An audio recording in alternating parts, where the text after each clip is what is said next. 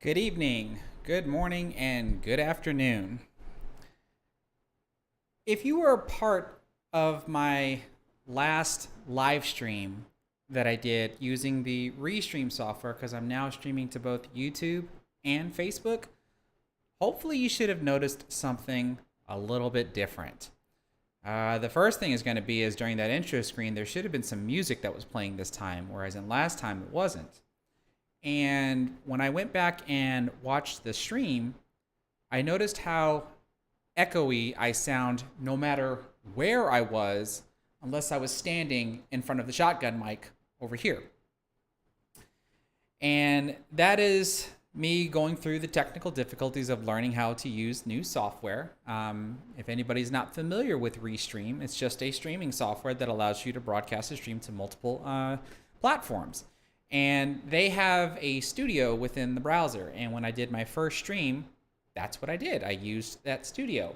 And come to find out that when I was using OBS as my virtual camera, so you can see all my fancy little scenes and my fancy little transitions and stuff, but you couldn't hear any of the audio coming from OBS, which would be like the intro music or even my intermission music and stuff. And I had to figure out what was wrong. And I did. So hopefully the audio right now should sound really good, or at least I hope it sounds really good. I can't hear it. Y'all would have to tell me that. And then I kept telling everybody that when I'm at the table, it's going to be difficult to hear my vocals because the microphones that are above the table don't pick up my vocals very well, but the microphone that's in front of this camera here picks me up just fine. And so what I'm essentially doing right now is I'm using OBS and I'm streaming into Restream, and then Restream is broadcasting it back out to YouTube and to Facebook at the same time. So that is the big difference. Whereas in before, I was strictly using the Restream platform and I had the camera set to my OBS virtual camera, but then I did have the audio set to my audio interface, which means the audio wasn't being filtered. It doesn't go through any of my effects to try to make things as clear as possible. And that's, I think, where the echo part was coming from. So the things that I'm learning about this Restream software is what I'm going to be limited to. So like, for example, if I do this, which is streaming from OBS into Restream, it doesn't look like I can have guests on my platform, on my channel. So if I know that I'm going to have guests on my channel, I probably have to stream from the Restream studio. If I'm going to do something like this, then I can just do what I'm doing right now, which, like I said, hopefully is going to be a little bit of a better show than before. Now, I already got to give a shout out to my buddy Tony Robles. I can see that he's in the house. How's it going, man? I've been meaning to give you a call and give you a checkup on how things are going. I've hit 70 or 70 and 70 plus a couple of times, and then I hit a bit of a lull after that. And lately, as you saw in the title of this stream, I've been trying to hit the brakes a whole lot harder. Not like I'm going to be braking like I'm breaking a 9-ball rack or like I'm breaking an 8-ball rack, but much harder than I have been, because in the past I've been trying to do a more smooth, controlled, nice stroke transition with top spin or bottom spin, depending upon if I'm on the inside or the outside angle of the brake ball, and getting a decent spread, and then having to manipulate whatever's on the table. Now I'm just trying to, what I like to refer is crack the rack. I try to crack it wide open regardless of the cut angle. The only exception I know where I won't be hitting the rack hard is when I can determine that the cue ball is going to skim off the rack. Like if it's going to skim off of the top portion of the balls of the rack, or maybe on the bottoms or the corners. But if I can see that cue ball is going right into the rack, then regardless if I put top spin or bottom spin, I'm going to be hitting the crap out of the cue ball just to see if I can get a decent spread off of the break. And when I started doing that, that's when I started noticing higher numbers. So I'm at least hoping that, without jinxing myself, that's what's going to happen today. But we're gonna have to wait and see and find out. I think this is going to be a lot of fun, particularly since I would think the camera quality should be better because my last stream was done at 720 pixels.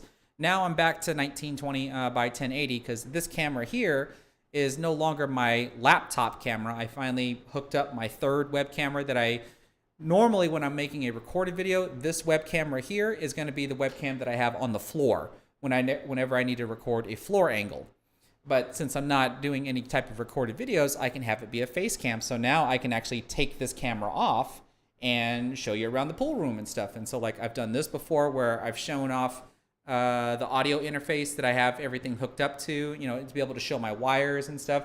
So I have a little bit more liberty to do with my stream than I've done in the past. And one thing I did notice in the last stream was when I was using the laptop camera, when I have auto exposure on, this camera here was like brightening up and darkening and just doing all kinds of crazy things that I just did not like. So I think I've worked through all the technical problems. And then now the only problems we're going to have is getting a high run. So we're going to have to see how that's going to go tonight. Let's see. I want to give a huge shout out to my first pool official sponsors, Onboard Sportswear. You should be able to see a link in the description of the stream to where you can actually check out their website where they make the jerseys for the Mosconi Cup.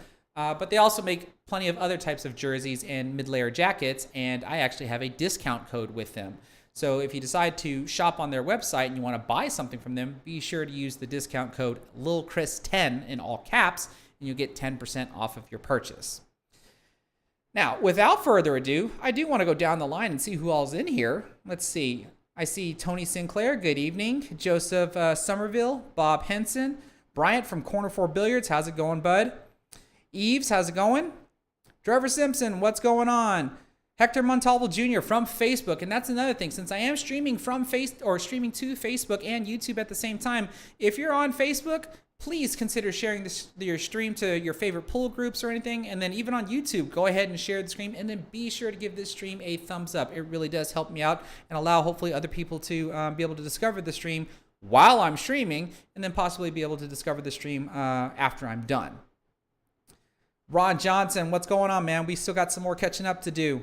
And then, of course, my buddy Tony Robles. I'm hoping to put on a good performance for you tonight, man. Anthony Wisenit, how's it going? Nate Tam, how's it going? And Cue Ball Control sometimes. So this is awesome. Now, one thing I've noticed that since I'm streaming into Restream, I can't see like how many viewers I have. Let me check something. Like I said, I'm learning all kinds of new things about this software here. That doesn't show me anything. So I literally have to like go on Facebook and look. Let's see. Facebook appears to have 7 viewers. Thank you all for being here. And YouTube appears to have 50 viewers. So thank you all for being here. This is super awesome. All right, I'm not going to bore anybody else with my bantering, except let's go banter on at the pool table. So now, hopefully when I do this, there's that. But let's go ahead and turn this off. And let's get started. So, as I mentioned before, I think when I'm in front of this camera, this shotgun microphone is going to pick me up rather well. But when I start getting out here, I feel like I have to talk a little bit louder. So this microphone that's right here and this microphone that's right here hopefully will be able to pick me up adequately. So if anybody was here on my last stream, you should hopefully be able to tell a very significant difference in the picture quality as well as the audio quality. Now, just like before, for the first couple of racks, I'll go ahead and try to explain my thoughts, break everything down, identify break balls, key balls, etc., etc. But then as the night goes on, I'll probably start talking less and less while I'm out here, so that way I can focus more on the high run. So as you heard me say, I'm going to be hitting this rack rather hard because I like to start on the outside angle of I think this is considered the inside angle of the parallel line. I can actually put topspin on this cue ball and try to drive the cue ball into the rack. And go ahead and at least look. It looks like I may be catching the top side of the 9. If I'm guessing that correctly, then I expect the cue ball to back up, and then it possibly rolls forward this way. If I catch the bottom side of the 9 ball, then it's going to go this way, and the top spin should hopefully push it to this short rail and then back out. I haven't quite mastered of how the cue ball is going to go into direction. I mean, I have an idea. Like, I know I'm going in this general direction. It's just that because of the top spin, I don't know if I'm going to arc into the rack. So I don't exactly know if I'm going to hit the top side of the 9 ball or the bottom side of the 9 ball. But I'm going to hit this rather hard. Hopefully, after all this jibber jabbering, I don't miss the opening break shot, because that's known to happen. But let's have some fun. Here we go.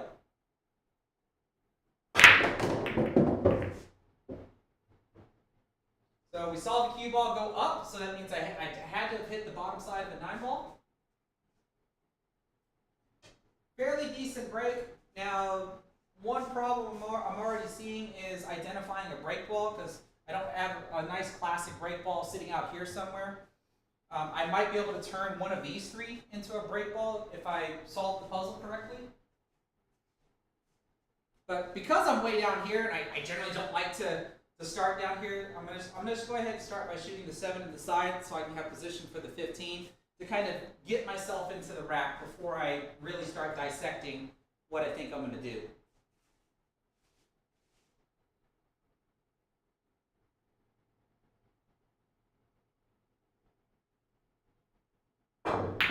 Oh, never mind. Too bad slop shots don't count. So that's off to a slow start. Let's see if we can get a better start on the next rack. Stop the cue ball the way I wanted to. All right, so 1.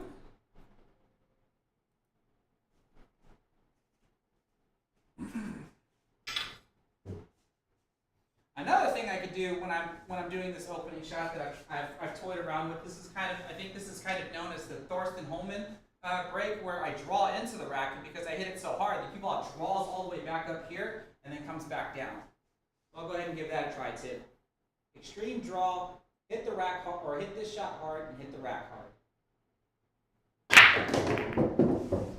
Except this time I drew to the sidewall, so I must have actually hit the rack pretty darn flat for that to happen.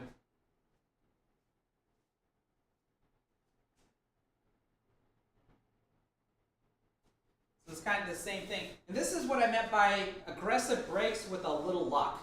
Because really, like, again, it doesn't really look like I have a decent break ball. This might be a break ball if I can move the 9 without disturbing it, but that's unlikely. And again, I might have to try to develop a break ball out of these guys. Otherwise, maybe the 10 or the 6 will be break balls.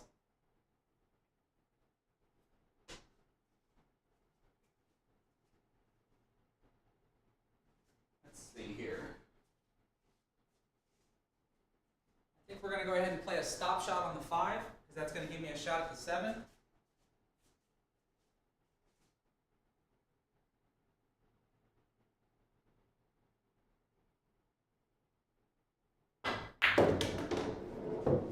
There we go. One ball better than last time, so it's only uphill from here. Now this looks like when I hit the 7, I'm going to hit the 11. I'm probably going to have to hit this with a decent pace because I don't want 3 balls to tie up. I should have a shot, I think, on the, if I hit the 11, the ball should roll up, and I think I should have a shot at the 12. Unless I roll too far forward. Kind of like that. So now the 9 ball is at least a decent break ball. And if I were to think about it, then the 14 would be a key ball, because I can shoot the 14 here into the side and kind of roll forward to get that same back cut angle that I had when I started and drive the key ball into the rack. So I really want to make sure I don't disturb either of these 2 balls and kind of build a pattern around it. Now I still have a bit of a mess that I have to deal with right here. But before I do that, I definitely want to try to get rid of these 2 balls since they're up table here. And I have the opportunity to deal with them right now, so let's go ahead and do that.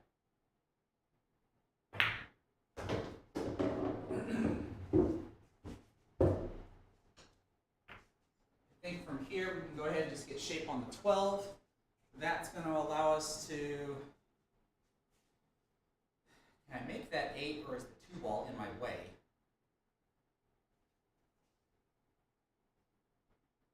I can't really tell. Might have to, not sure.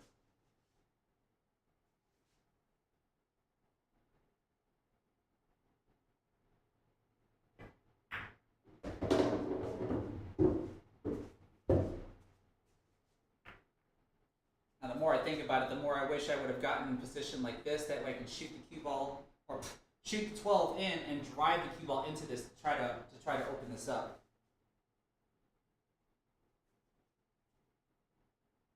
Because I'm really not sure if this 8 ball goes or not.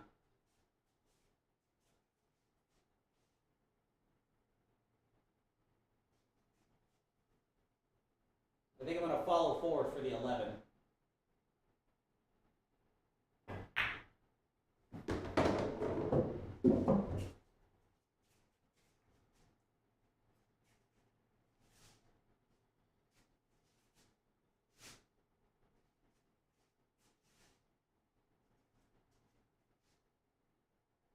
It's just tricky, I can't tell. I got flat on the 11, which is something I really didn't want to do. Let's just draw back.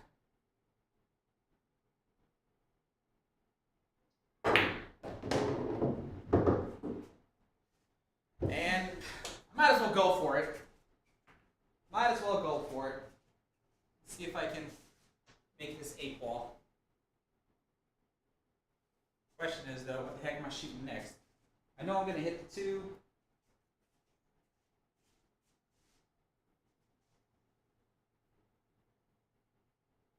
I just need to draw back again. Oh, I didn't touch the 2. Good. Now this changes things a bit, considering that I stuck myself on the rail, which is not a good thing. So I can try to shoot the 2 ball, and it looks like I might have to take out my key ball, which is fine, because I can use either one of these, I think, as key balls as well, and it's still, like, anything else could really be a key ball. So I have to adjust my pattern.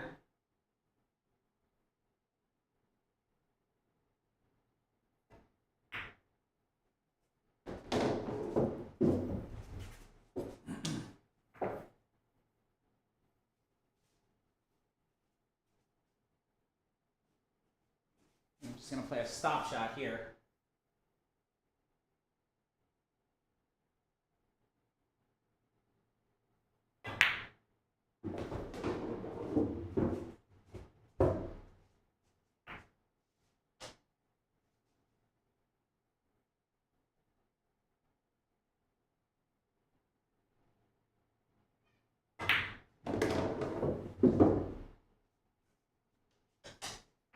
That didn't go exactly where I intended. I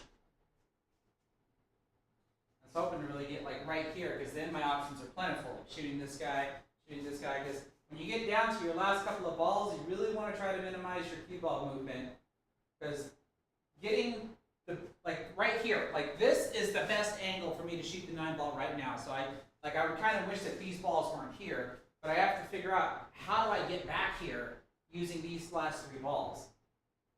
And I probably should have had that already determined like 2 or 3 shots ago. But now this is a little different.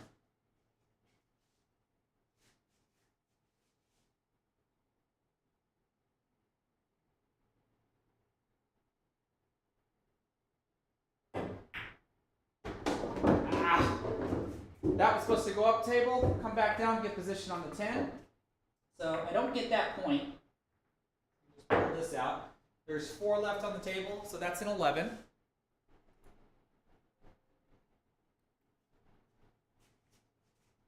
So all we can do is go uphill from here after starting off with a 1.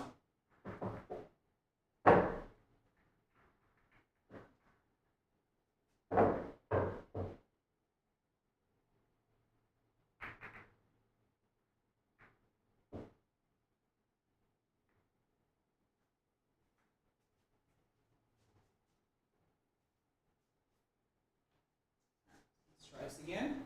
This time we use top spin.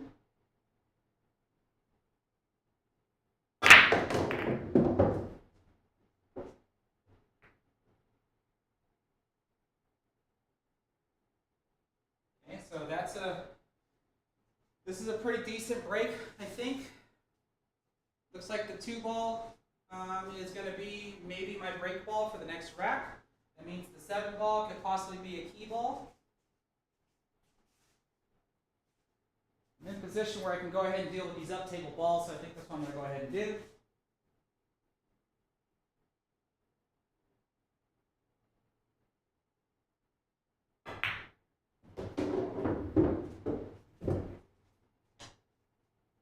Why did I have to get straight in on the 10?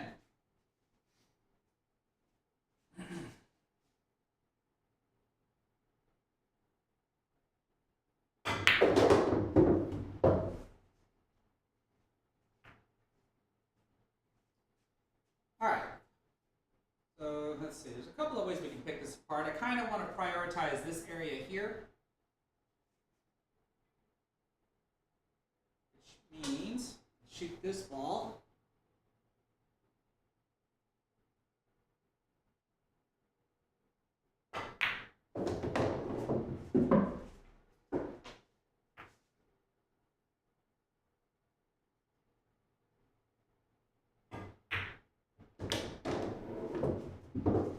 A little too hard because now my 4 ball's blocking the 6. It is, but I can play a combination if I want to.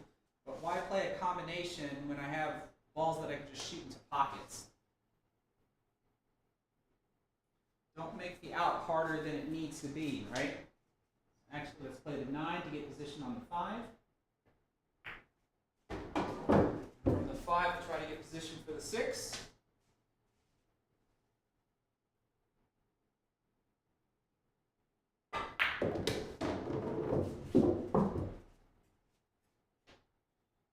I think if I roll into this, I'll come off the 15 ball and have shape on the 4. Kind of like that. All right, so now this guy's kind of a priority. I mean, it would have been nice if I would have rolled forward and had a shot at him. But let's go ahead and play this 4. I'm going to try to draw into the middle of all this. Maybe bump into the 7.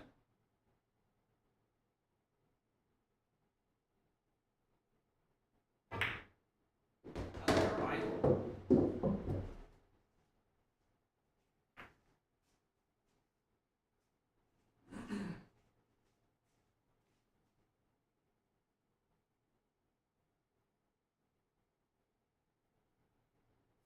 Really want to get to this guy quickly. How can I do that? What's the best way to do that?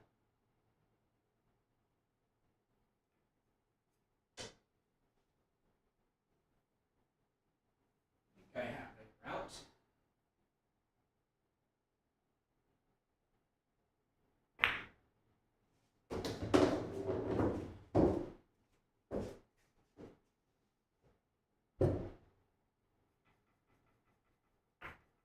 Debate. If I take out my key ball, this has to become my next key ball, unless I just go a completely different route.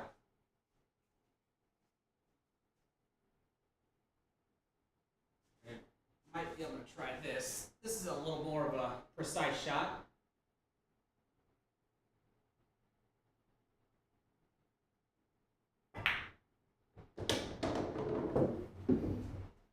Okay, because now look at the rest of the pattern if I pull it off. 15, stop somewhere right here. 12, hopefully stop for the 7. Just roll forward for the 2. That's generally the type of end pattern that I would really like to get the vast majority of the time.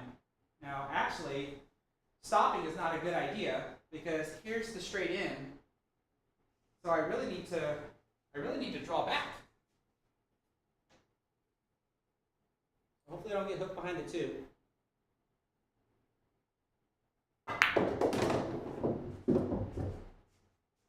This works out here. Just roll this ball in.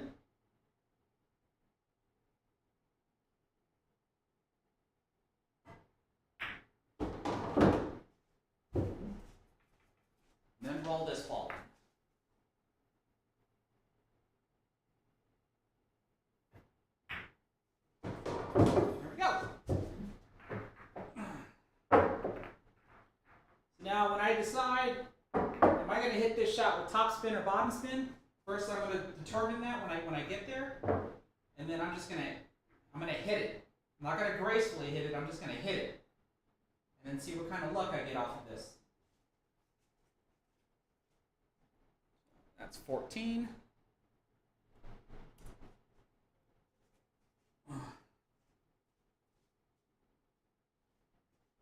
Okay, this looks like I can hit it with top spin. So that's all I care about. All I care about now is making the shot with top spin, and I'm going to hit this really firm.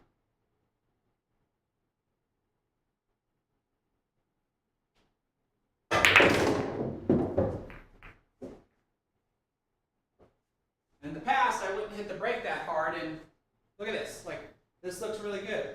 Already see a brake ball right here, possibly a key ball. I need to get this ball out of the way, and then of course I need to figure out how I'm going to solve this. There's a couple of ways I can do that.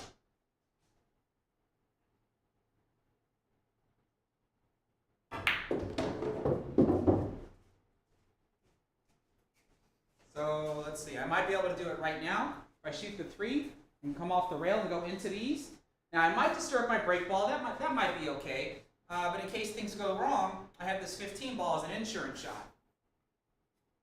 I think I'm going to go ahead and try that.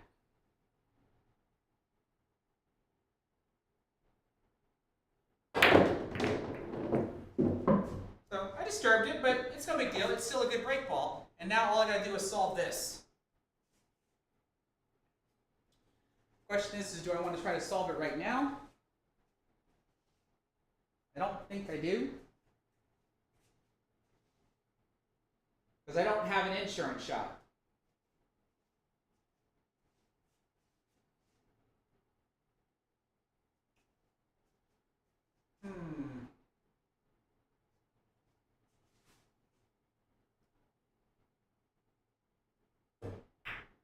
Off the rail a bit.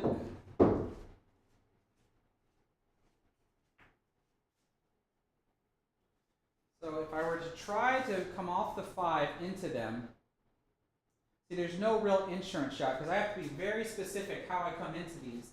If I hit the 7 flat, that might give me a shot on the 14 ball, but if I graze it, I'm not entirely sure how the 7 might tie up with these 3, let alone I'm not sure where the 13 ball might end up, so I'm not too sure if that's what I want to try to do right now. 5 ball is definitely my shot. I can just get position on the 12 if I wanted to, or I can try to come back and get position for these guys. The other thing I can do is try to prioritize getting the 11 ball out of the way, and once I do that, I can just shoot the 7 ball into the corner pocket. Maybe that's the better option. Not trying to break them up.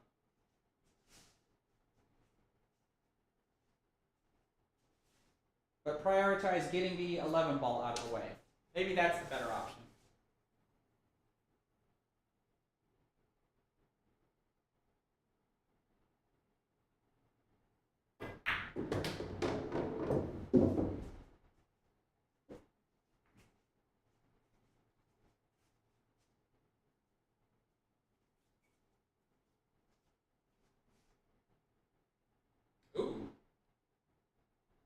Might be able to break them apart now.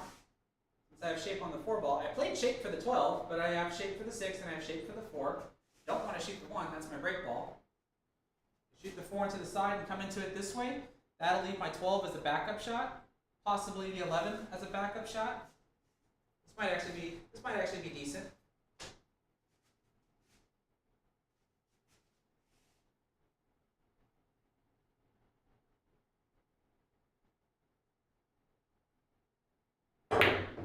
Unless, of course, I miss. If I made it, what shot did I have? I have pretty much the 11 ball, or I have to bridge over the 6. So that's plus 5. 19.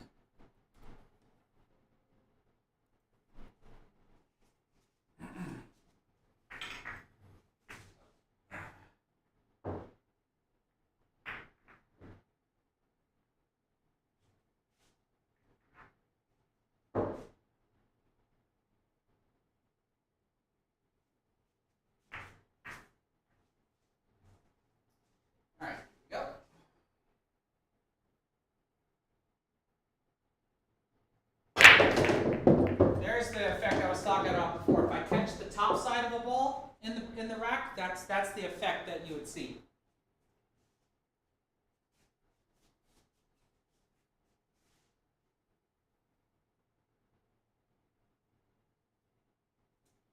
All right, I'm not going to try to break that up now. I could do it now with the 15. I just don't see what insurance ball I have.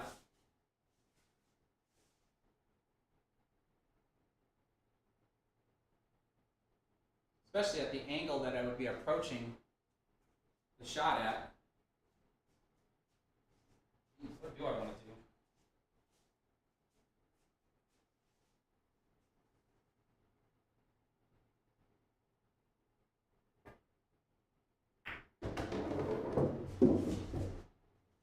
Now this is a little different since I'll be hitting them from a different angle. I think this is a better way of hitting them using the 5 ball.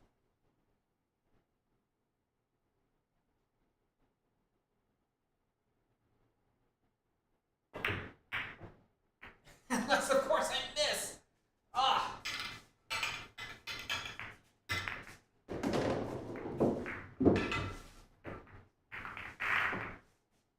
That ball doesn't count. That's a 3.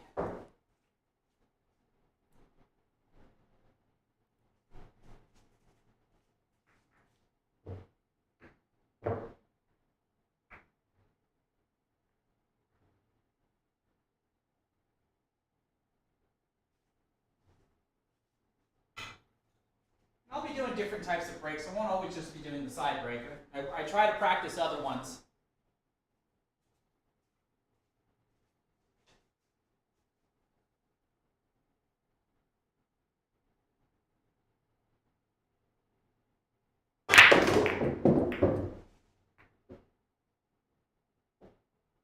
Ew.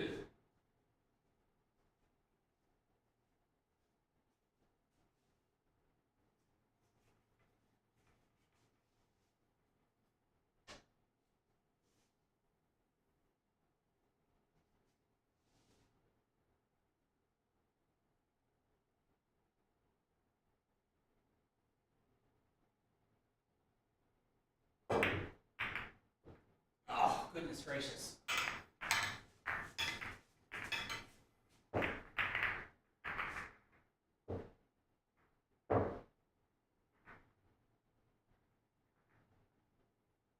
So it's either that was just a 1. In comparison to the way that I've broken before,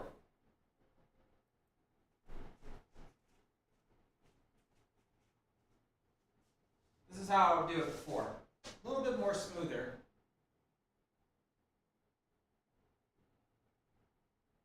Kind of like that.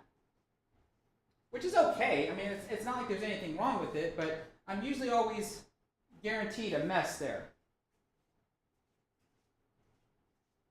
Guaranteed a mess. The other way, I'm less likely to have a mess.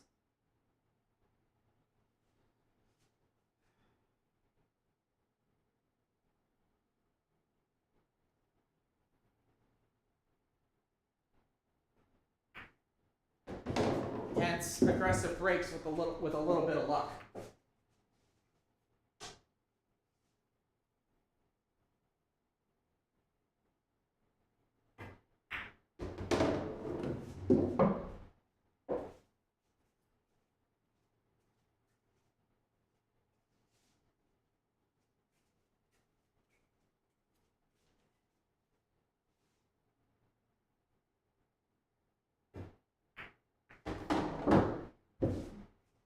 Now this could potentially be a break ball, because what I'd want to end up doing is try to get my cue ball to land in the rack, because then I'll get cue ball in hand in the kitchen, which means I can come down here, set up any angle that I want to cut the 15 to the side, and try to drive the ball into the rack.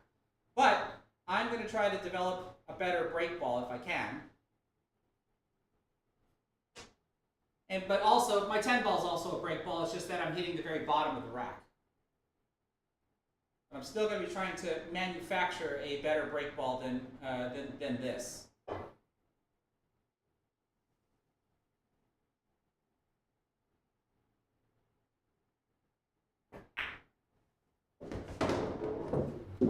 just in case I do decide to take my 10 ball, that's why I've at least prioritized getting on this 12.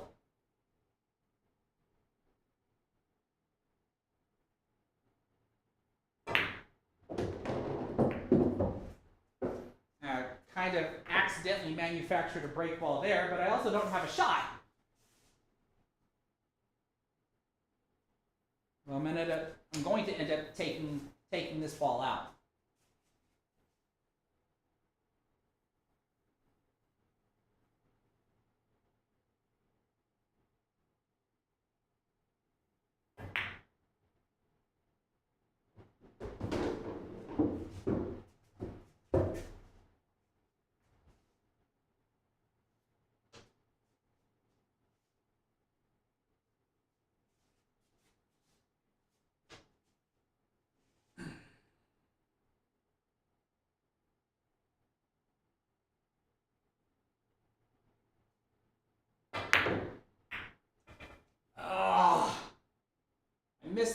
Missed the shot, but then also missed the entire breakout that I was trying to do.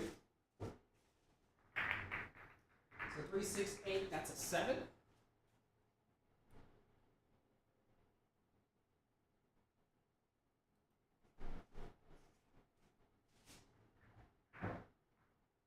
But that was just an example of how I typically break versus the way I've been breaking. Or versus doing a harder break. I'm actually going to go back to the harder break though.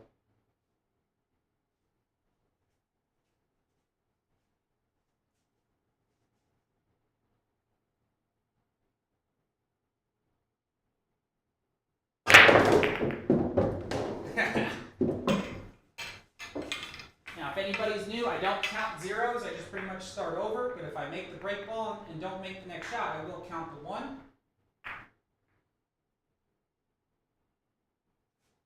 So just consider this a reset. And considering that I did that, I'm going to try drawing the ball now.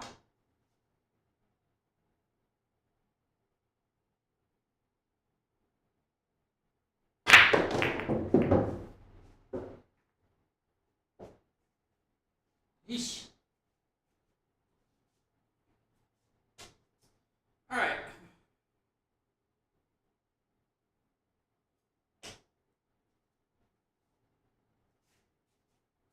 Let's cut the 15 in the side. I think I'm going to hit that 8 ball.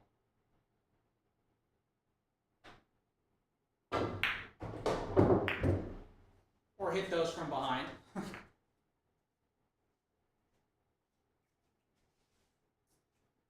Okay, 9 ball kind of turned into a break ball. I'm going to have to use the 14 to get positioned on the 11 to go here. So that's pretty good. I might as well do that now.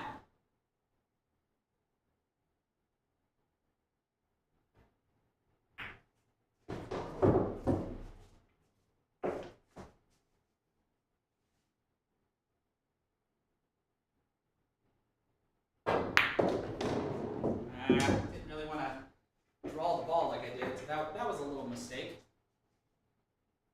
It's not a big deal.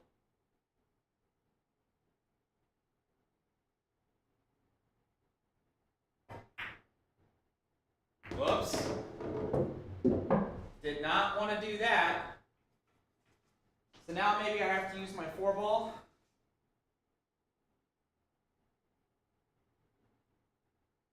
I said you don't want to accidentally bump into balls that you don't need to. I was trying to get position on the 3 without bumping into the 9, and I also did not want to bump into the 6. That's why I attempted to play it the way that I did.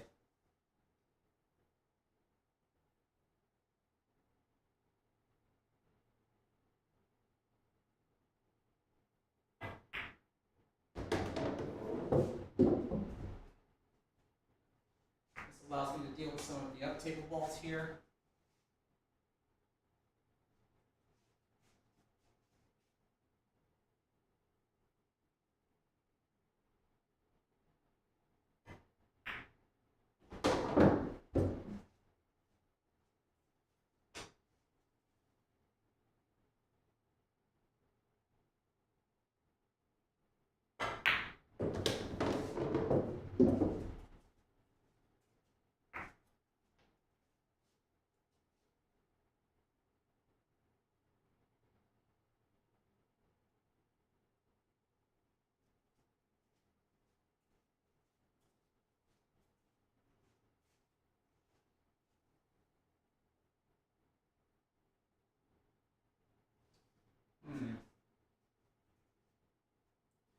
original plan was to do 12.5, but I don't like the angle that I got on the 12 to get to the 5.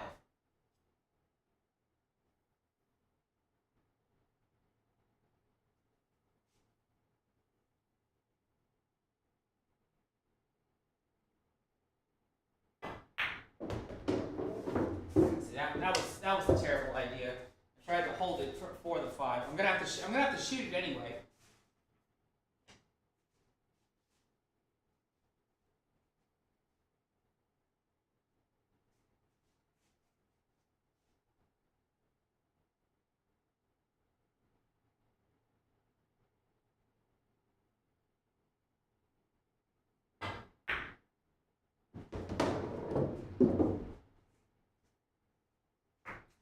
Now I'm starting to get a little out of line on each shot, and I don't want to be doing that for my last couple of balls.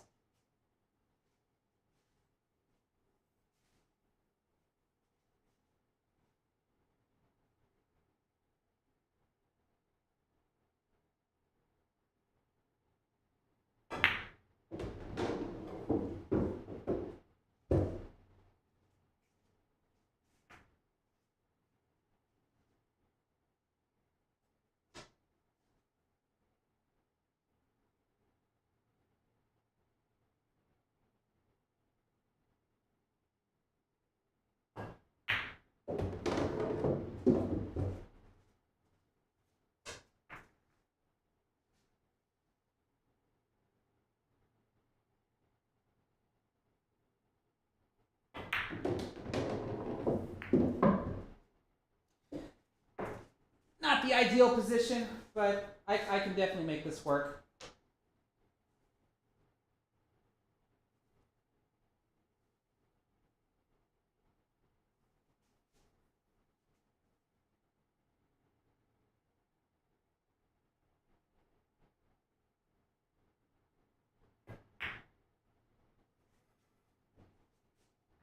There we go. That was basically like a very bad end pattern, but as long as I make it work, then that's good. That's typically not the way I want to be able to get to the end of the rack. But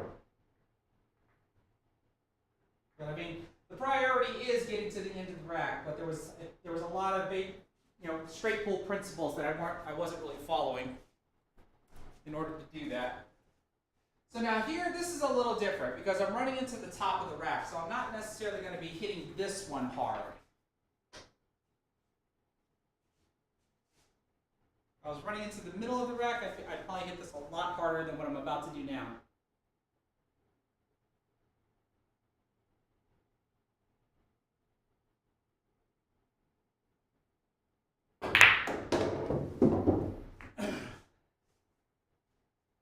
You can see, look at that mess that I have to solve. Everything else broke up rather nicely.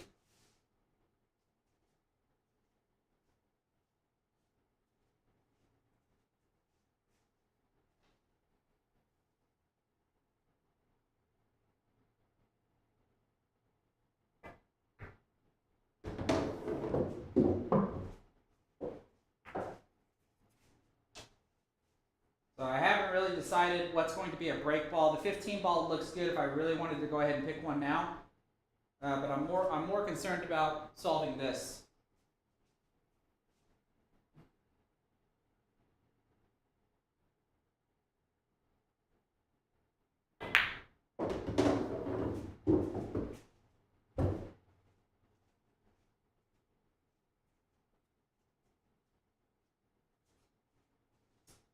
And I'm going to go ahead and take a shot at it.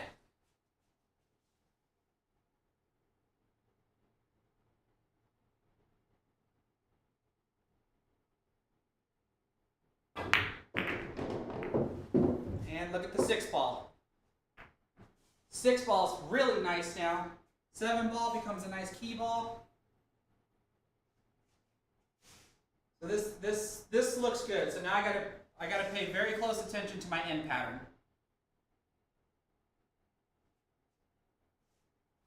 I'm gonna go ahead and take this guy out though. I don't like him being here.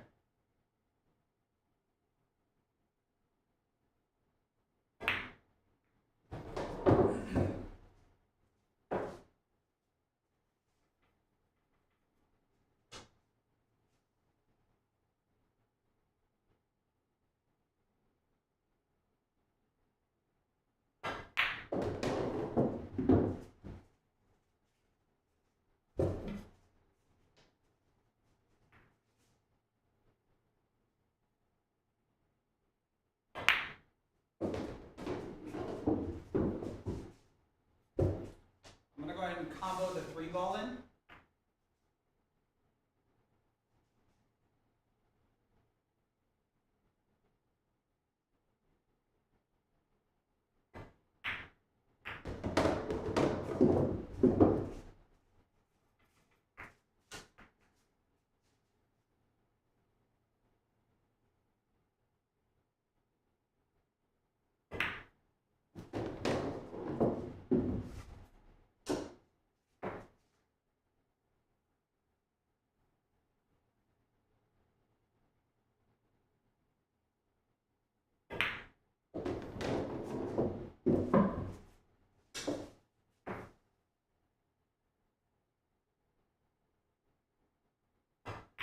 Oh, I decelerated my stroke there. But it looks like we're okay. Actually, here I was thinking I was going to play the 7 in the side. I might have to end up playing the 7 in the corner instead. Because I think if I try to get position for the side, I'm going to lose. Well, maybe not. Maybe not.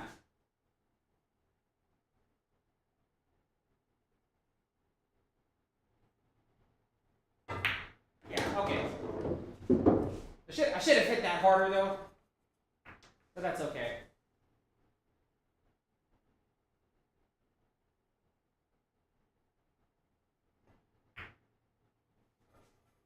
Alright. We're a little further away from the break ball than I would like, but that's okay.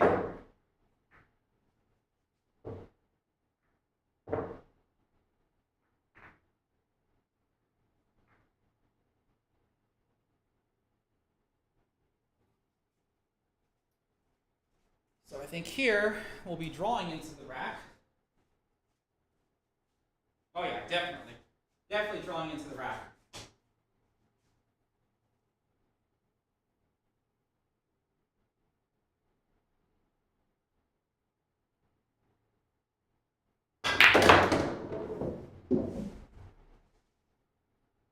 And again, normally I would not be hitting the rack that hard, but if I get a result like this, like I just have to keep going with it. But we can hopefully see that I don't really have a break ball. Like this 3-ball didn't scoot out of the rack enough. Neither did the 14 ball. So I might have to try to manipulate them a little bit to see if I can turn them into a break ball. Otherwise, it's an exceptional break. I just need to make sure I choose a decent pattern, which has been a pretty good weakness of mine, not choosing good patterns.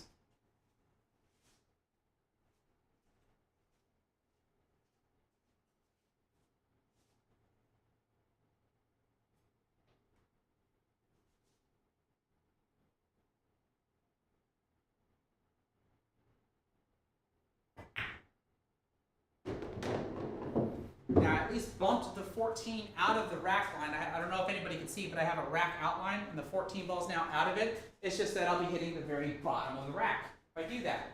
The 3-ball, part of the 3-ball overlaps the rack line. I might be able to put a ball here at this position and that they wouldn't touch, but if I were to actually use a rack, it would touch this ball, so therefore I can't use this as a break ball.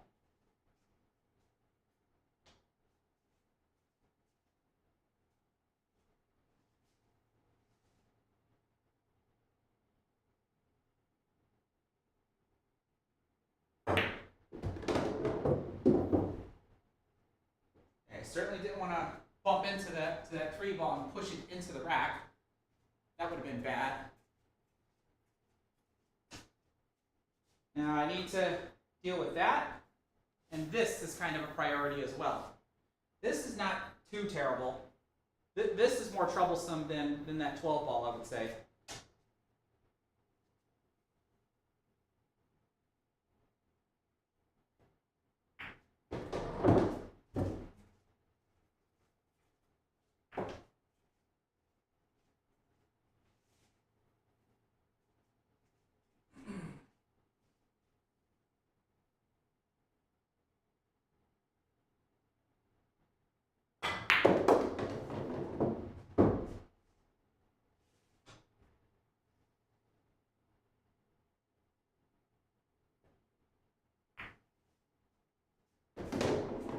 Alright,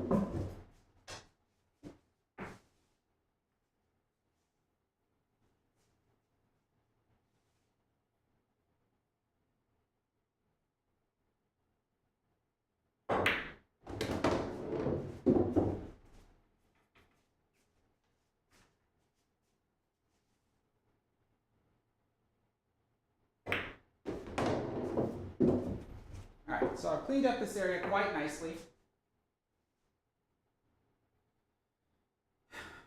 I may as well go ahead and settle on the 14 ball being the next break ball, even though it's as low as it is. What does that tell me? That tells me I might want to have this as my key ball. Play here for the stop shot. What does that also tell me? It definitely tells me I need to get down here.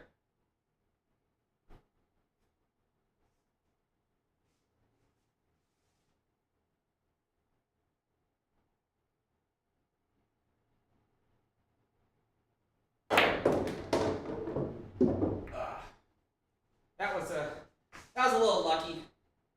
I can't say anything about that. That didn't do anything I thought I wanted it to do. Alright, so crap.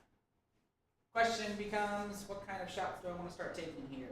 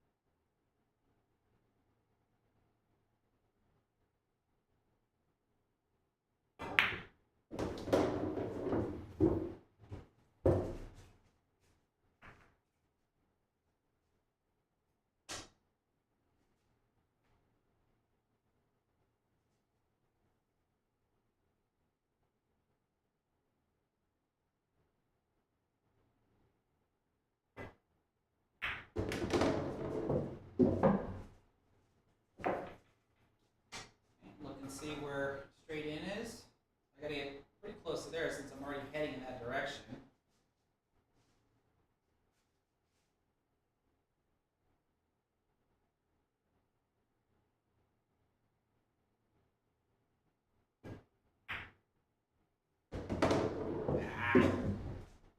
Take what you can get, though.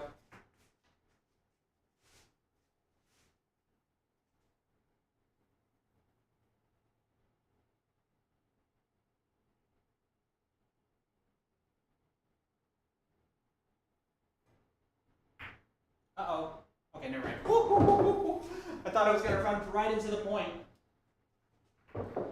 Now, I do believe that puts me at 42. Last stream, I was only able to get like a 31 or a 34. So this is on the up and up, which is good.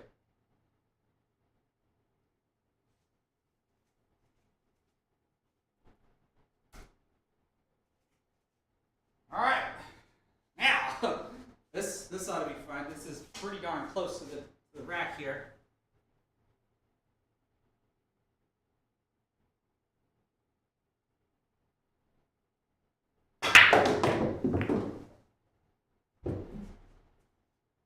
Woo!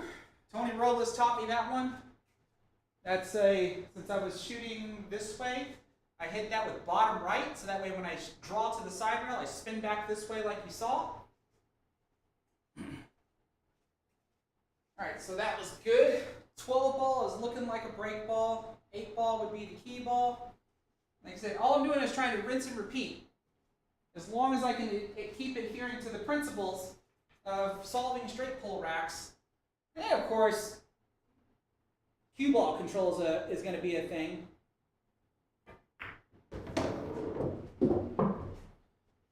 Because that was one of the first things I noticed when I first started playing. I know everybody's in the chats be like, focus on what you're doing, but I try. I'll do more of that later on, because I try to make this as educational as I can. When I first started on this journey, the first thing I noticed was my pattern selections were terrible.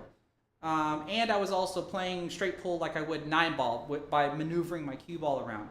After Shortstop on Pool and Tony Robles and a couple of books that I've read and videos that I've been watching, I've discovered that my patterns have gotten a little bit better. But then as my patterns got better, that's when I started noticing that my cue ball control needed a lot of work. And so usually that's the biggest thing that starts to make my runouts quit, is because of my cue ball control. But then the last thing I've been focusing on is how hard I'm hitting that break. And the power at which I'm hitting the break has been making a very big difference, for me at least. Or at least that's what I've noticed.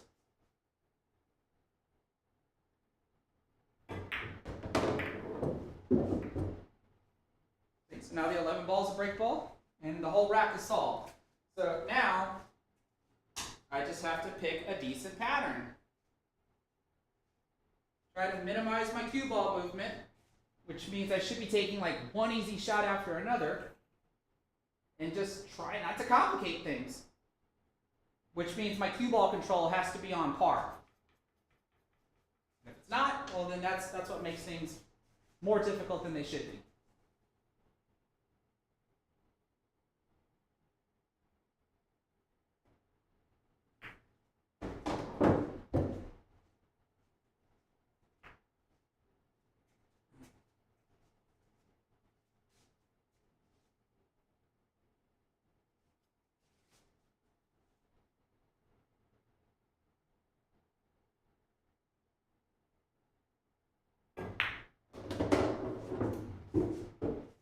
Down.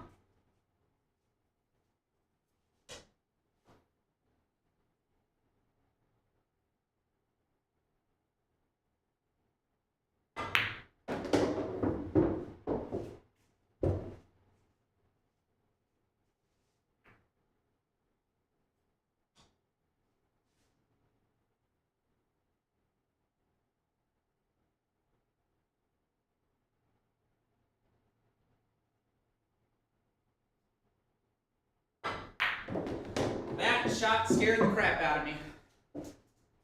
That was a very scary shot.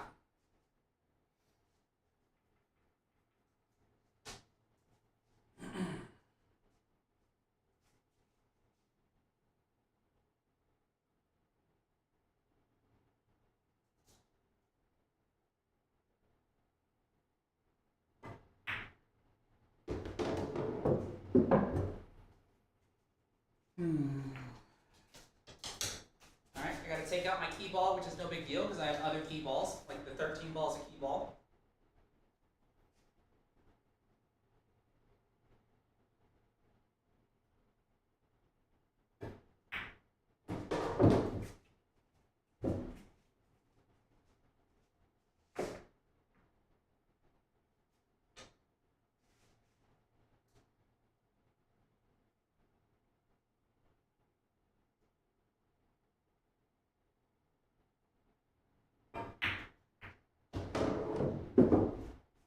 Notice how the 10 ball is also a really good break ball now. And it's closer to the rack. This changes things a lot.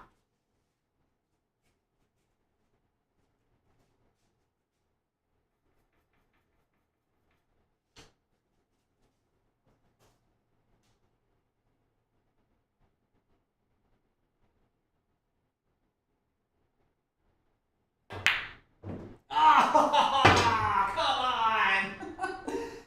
Look at that. The pattern was 11, 2, 1. 10 ball was going to be the new break ball. So let's see. What's that, 5? That means plus 10. Hey! When is the last time I got a 50 on a live stream? That's too cool. All right, I'm almost at, I almost have a grand total of 100. I think this might be one more attempt, and then I'm gonna take a small break and come talk to everybody.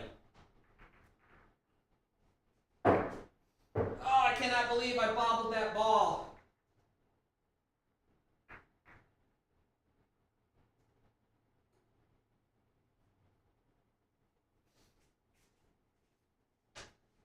All right, here we go.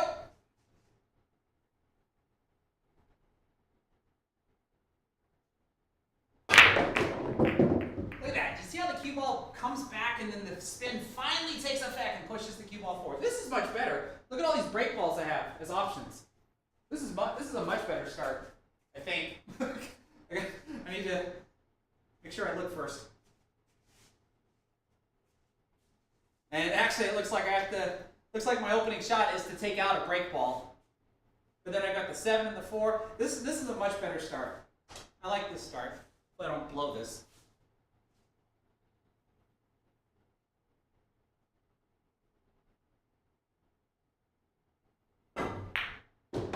There we go. All right. So I really like I think I like the 4 ball because it's just a little bit farther away. Either one really works in the grand scheme of things.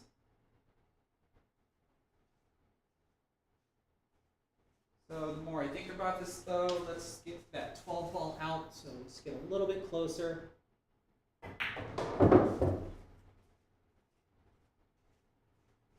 Come back for the 8 or the 9.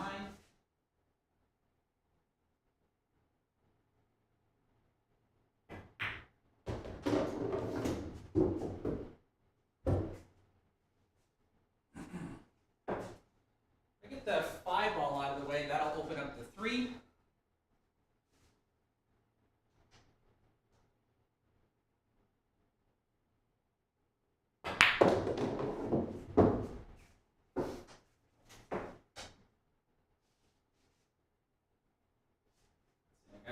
Gotta be careful.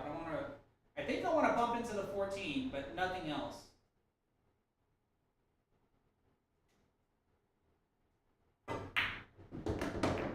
There we go. Okay, so yeah, so I'm thinking the 4 ball is the best break ball. I gotta prioritize this guy now, which I might be able to do here with the 2 ball.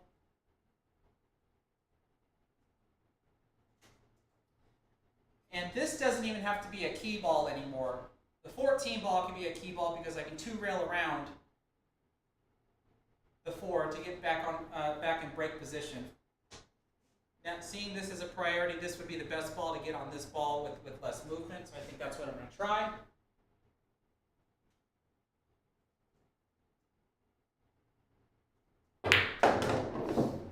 Well, unless of course I come up short of my position. So then we try something else.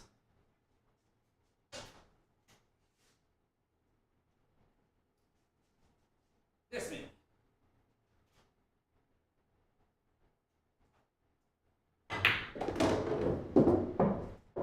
And maybe I can still leave this as a key ball. Maybe. We'll see.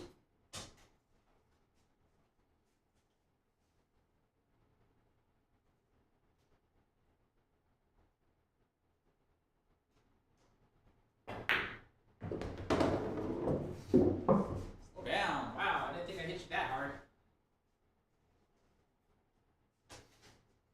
And here's where I get a little worried. Shooting the 9 ball and making sure I come around without touching anything. That's where I get a little worried.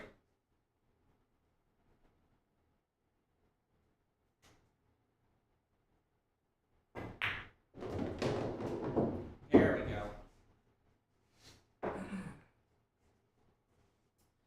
So the more I think about this though, I'm not liking the 11 ball.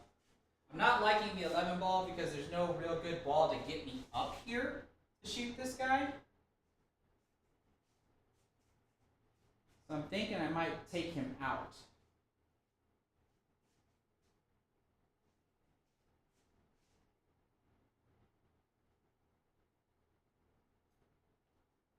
question is how? Do I really want to send my cue ball up table and bring it back down? I mean, I could. Is that really what I want to do, though?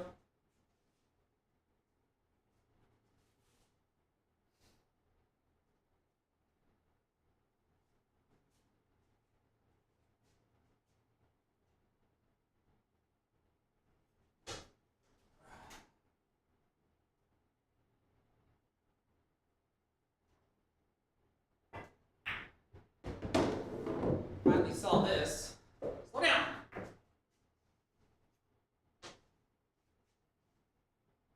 Hit that a little too hard. The idea was stop shot, play position for the 14, get over here for the 3, and stun back out for the 4. But I'm a little out of line. So that's what I was referring to about my cue ball control.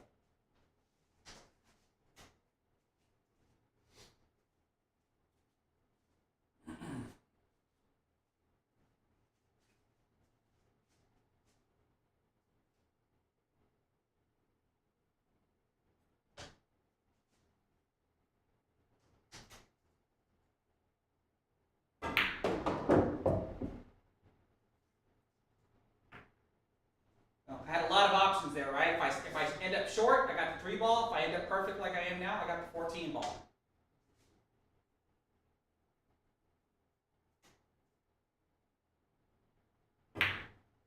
So now I shoot this, have the cue ball come off the rail, come up for break ball position.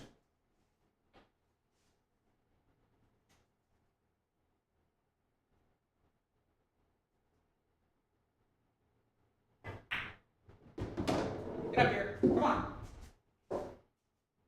I got to make sure that I'm away from the shot line. I don't want to be flat. I got to have that angle to where I don't want to have too much angle because I don't want to be too straight in because even if I have an angle, but it's a flat angle, then I have to hit the cue ball really hard just to drive the momentum off of the break ball into the rack.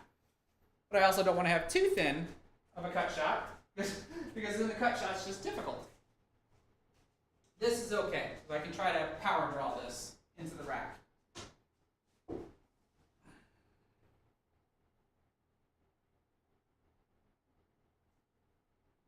Like that. But, look at my cue ball! I don't want my cue ball all the way down here. This stinks.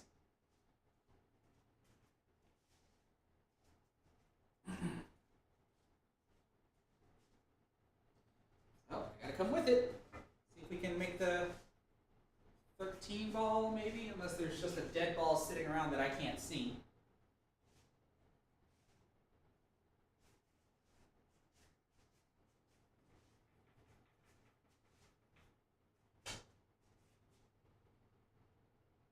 Jeez, even if I make this, I'm not going to have much of a shot. So, what's the right way to play this? If I play into it by itself, my cue ball is going to go there. I would have to 2-rail back into the rack and hope for a shot. I can try to play off the 6. That allows me to hit the ball a little bit flatter and control it a little bit better.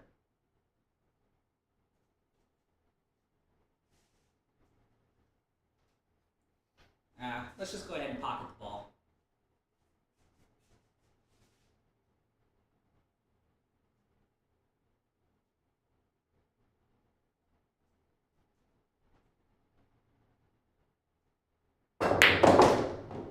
Oh, and I missed the entire rack. Are you kidding me?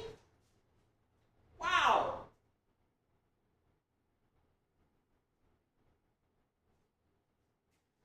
Well, that stunk.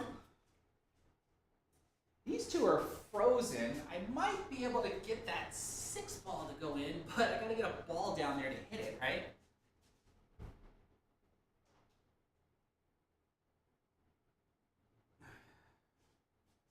But looks like I'm gonna have to call the 11 ball. Umbo!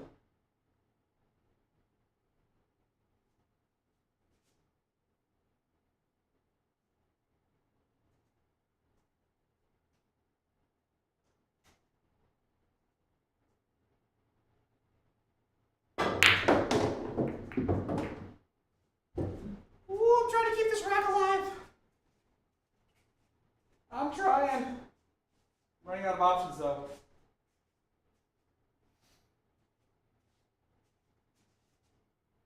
All right.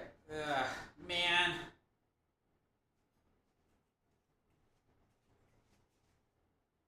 Like, they're frozen right into this point. So as long as I hit this side of the one ball, it should throw it in.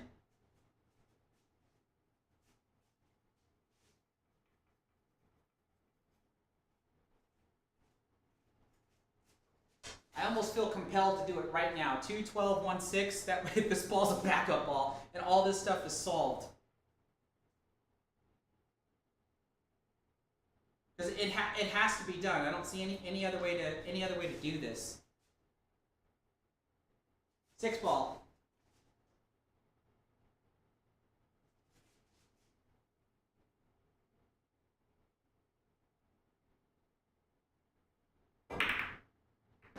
There we go. Looking good, looking good. Keeping the rack alive. That's the most important thing. Come on, this makes for a good stream. Give this stream a thumbs up. You can call it terrible play if you want, but I'm still shooting.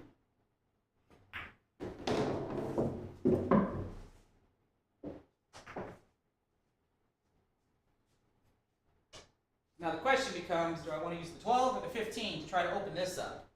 Right? Because look where my cue ball's going. Right out here. So do I want to play position on the 15 to open the rack this way? Or do I want to play, well, I got to get the 2 out of the way. Never mind. I can't play position for the 12. I got to get the 2 out of the way. So never mind. It's got to be the 15.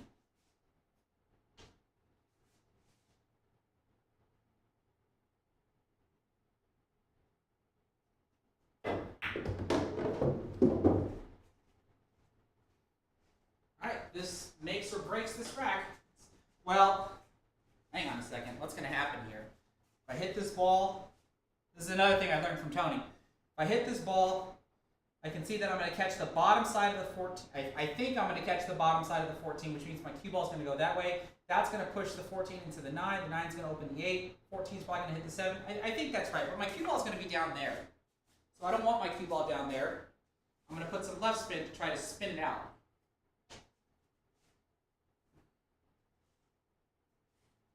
Let's see if I guessed all that correctly.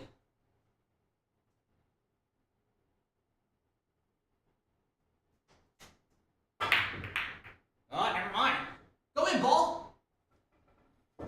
Ugh. That ends that. Oh well, I tried. That's plus 6. 20. Okay.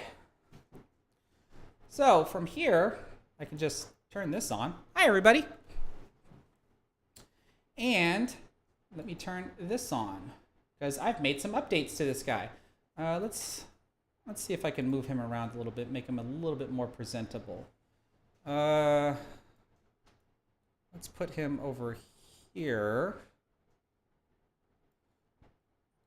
And we'll shrink him up a bit. Let's see, transform. I think I want this. Nope, not exactly there.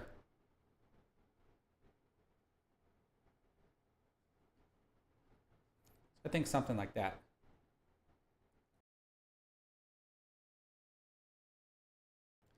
All right, so I'm just gonna have this temporarily up. But before we talk about this, how did everything sound out there? Like, how does everything sound overall? Does it sound better than the last stream? Does it sound the same? Does it sound worse? Let me know.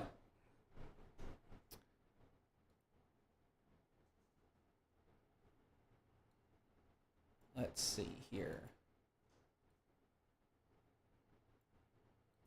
Just checking to see how many viewers I have going on here.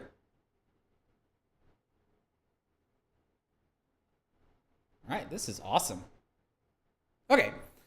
Let's see here. I'm gonna start scrolling through the comments. Another thing that I noticed that when I'm doing this streaming to restream and having restream rebroadcast everything back out, I can't highlight comments anymore. I hope they eventually figure out a way to enable that feature. That would be good.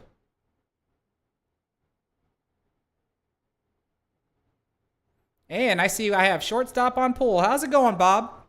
Because he says if your BPI, which is your balls per inning, or your average, as I'm showing on my screen, depresses you, that is a good thing.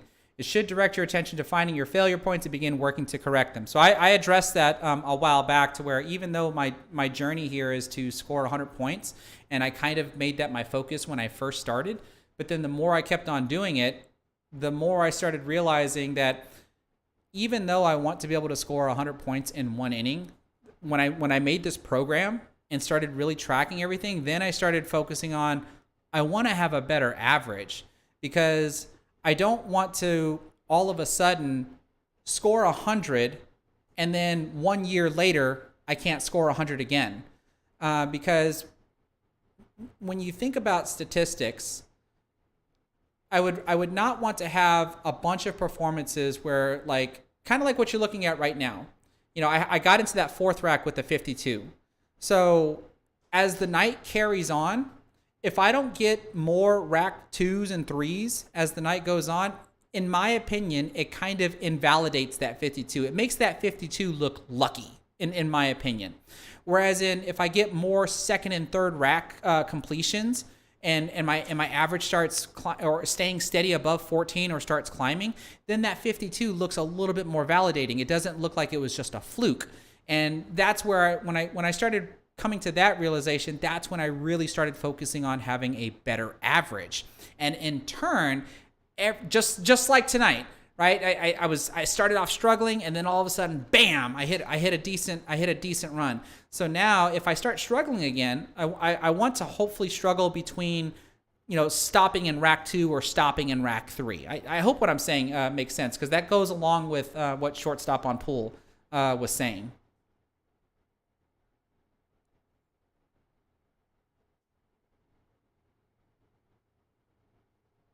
Let's see here.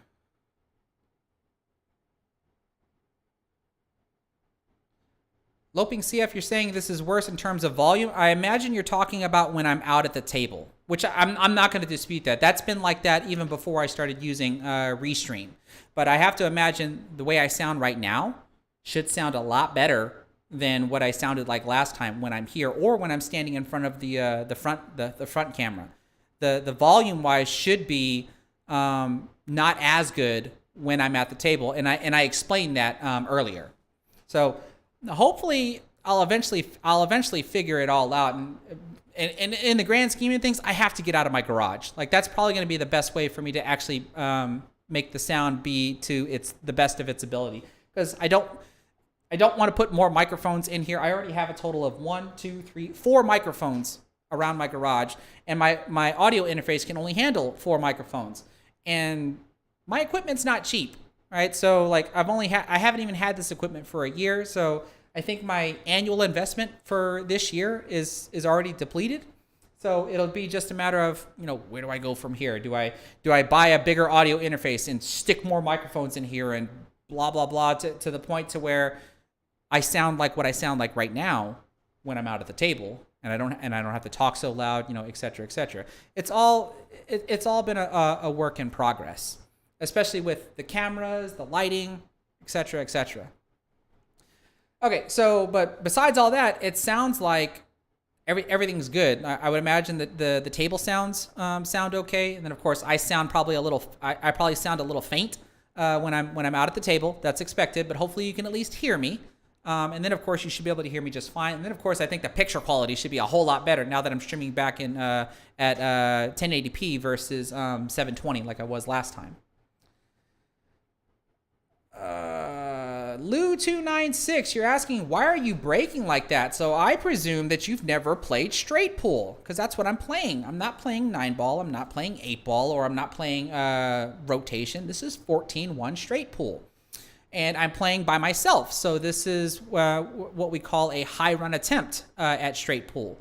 So in straight pool, every ball is worth a point. Now, typically when you have 2 players, whoever breaks is going to do what's referred to as a safety break, because they're going to hit the rack in such a way by clipping just one of the corner balls, so that way 2 balls escape the rack, touch a rail, and then hopefully come back close to the rack to just basically to make sure that the rack kind of looks undisturbed, and then put the cue ball back where they at the other end of the table, so that way the incoming player has a very difficult shot. But once gameplay begins, every ball is worth a point. And so when you get down to the very last ball, you don't shoot that ball in. You re-rack the 14 balls that you just previously made, and therefore you try to shoot the 15th ball and then have the cue ball break the rack back open and continue shooting over and over again. But since I'm playing by myself, I always start with one ball outside of the rack to start the very first rack. I try to shoot that ball in, drive the cue ball into the rack and smash it open, and then proceed to try to run the rest of the balls in any particular order that I want. But I have to be very careful how I decide what the last ball is going to be, so that way I can, when I rack the 14 balls back up, I shoot that last ball in, drive the cue ball back into the rack, and then proceed with my run. So I'm not entirely sure when you joined the stream, but right now I've my best run for tonight so far is a 52. Yeah, Alpine Trader, you're saying a lavalier mic is my best option, but it requires batteries, like you said. I have lavalier mics. I also have a headset mic. They're both Bluetooth, and they're both battery operated. So I've done that before. In all of my previous streams, I used to have my wireless headset on. But the goal of it all is to just go out there and play. Right, and not be burdened by anything. I don't want wires dangling off of me or anything like that. That's at least the goal, and I've come as close as I can to achieving that goal. Which is why if you watch any of my recorded content, I'm still wearing my headset microphone, and the headset microphone is this guy, because I have him right here.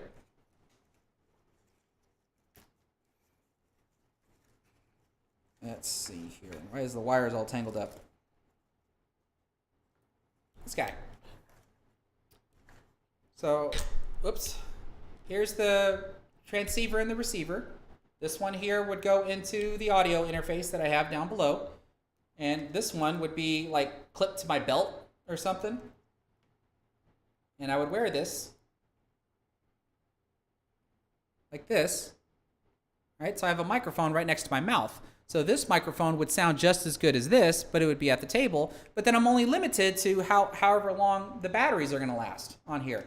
With this setup here, I'm limited to the power going out. But if the power goes out, then that means the stream's going to the stream's going to cut off.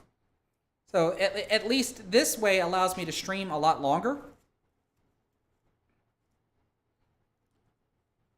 And then, like I said, just eventually I'll figure it out. I mean, I've worked at it for this long. I'll eventually figure out how to get my audio to be top notch. I've made my investments into the equipment that I've gotten. My investments aren't done, but I don't want to just sit there and just spend. So I have the means to have this type of audio out there. I'm just deciding not to use it because I don't want to wear any gear. Like I said, the only time I wear my headset microphone is when I decide to make a recorded video versus a live stream. Okay, so I think that's enough blabber. If we go and look at the stats now, I mean, this looks pretty good. We can see that 5 times I did not get out of the first rack, 2 times I got out of the second rack, and then there's that one time I got to the 4th rack. And so I've made a total of 8 attempts, and of those 8 attempts, there were a total of 13 racks that I could have gotten through, but I only completed 5 of them. So how does that work? Well, when you look at the rack count, you can't count any of the rack 1s because that means I didn't complete them, right? But when we look at rack 2, I got to rack 2 twice. So that means I've completed rack 1 2 times. And then I got to the 4th rack 1 time, which means I completed 3 racks on that attempt. So that's where the 5 out of 13 comes from. But then when you take 13, multiply it by 14, because that's how many points you can score per rack, that's how you can see that there was a total of 182 balls that I could have made, but I've only made 114 of them out of all my, when you combine all my failed attempts together. And so I've got a percentage of 63%, but I'm averaging 14 balls per attempt. And so what I'm hoping as the night goes on is that average remains at 14 or continues to climb, because that always at least tells me that I'm finishing. I'm trying to finish. I'm at least finishing at least 1 rack. Hey, Loping CSF, thank you so much for stopping by. You have yourself a good night. Same to you, Tony Sinclair. Have a good night.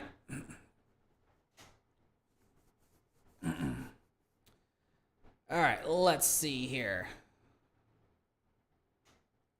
I think that's pretty much it. Let me turn this off because, or actually, you know what? I'm going to make this just a tad bit smaller. There we go. And then we're just going to hide it. Okay, let's see. What else do I want to do tonight?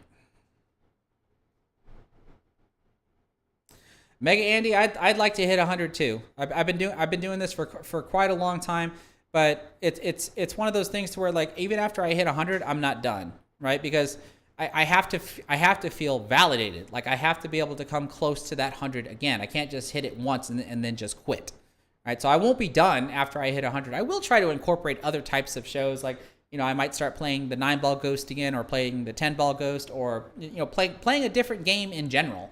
Because I mean, anytime I play, I'm pretty much just becoming a quote unquote better player. Now, with regards to our second set of attempts, let's have a look at this. Actually, hold on. Let me go to here first, and I think it's this. I want to do that. And then I want to go to this, and then I want to do this. Yeah, that's what I want to do. How about we look at two views at once?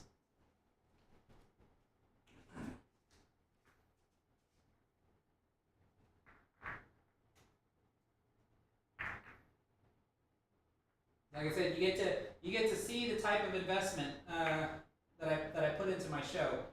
I don't want to give you just one camera angle. I want the audio quality to be as good as it possibly can be, even though when I'm out here, it's not the best that it can be.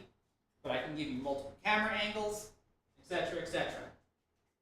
Okay, so during this round of attempts, let's see, I have a total of 114, so I won't quit until I get to 214 or more. Or I won't take another break until I get to 214 or more.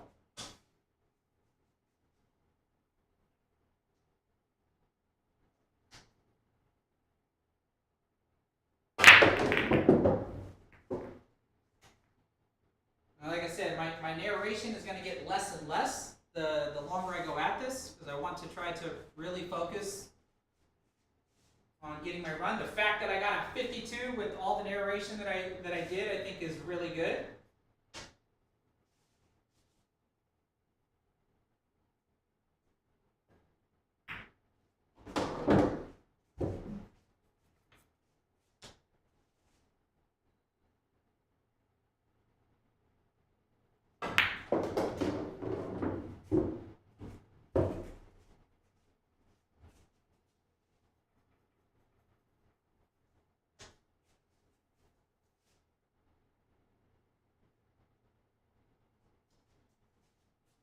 That was not very smart.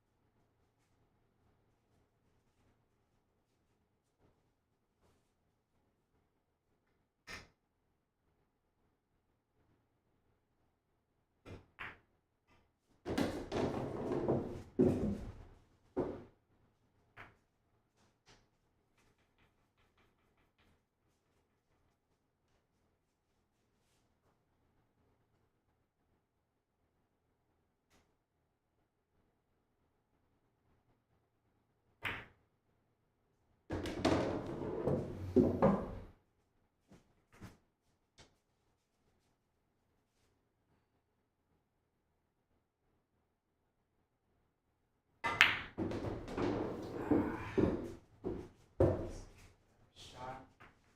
Do. Not the next shot I was planning on.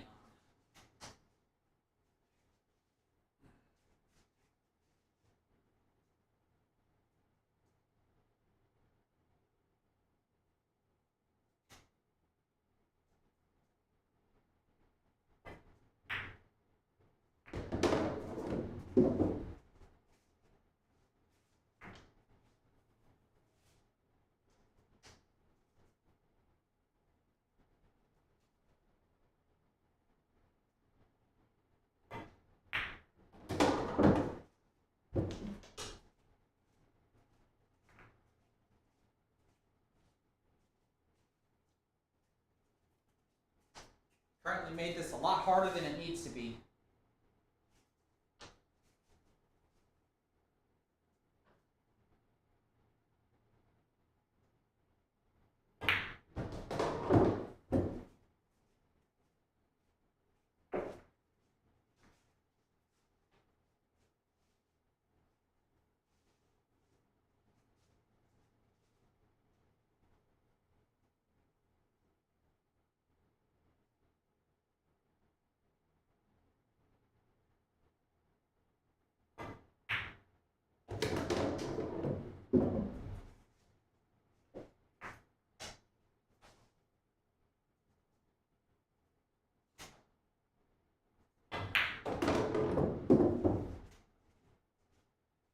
Especially if I shoot like that.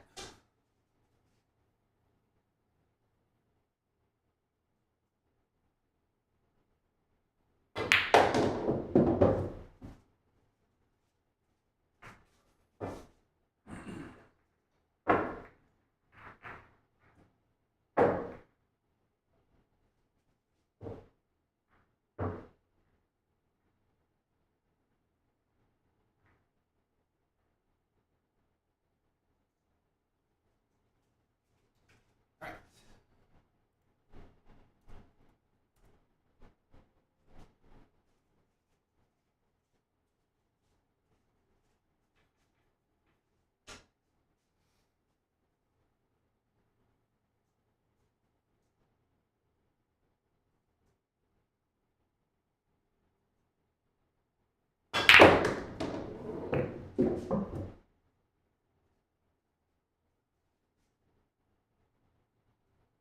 Okay.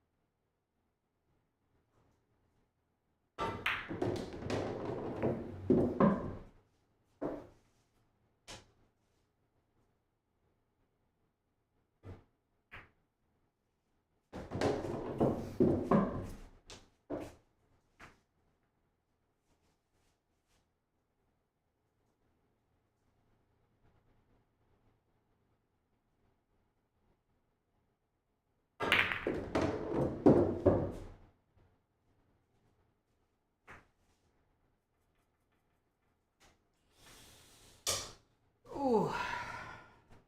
That looks so pretty. I didn't end up with much.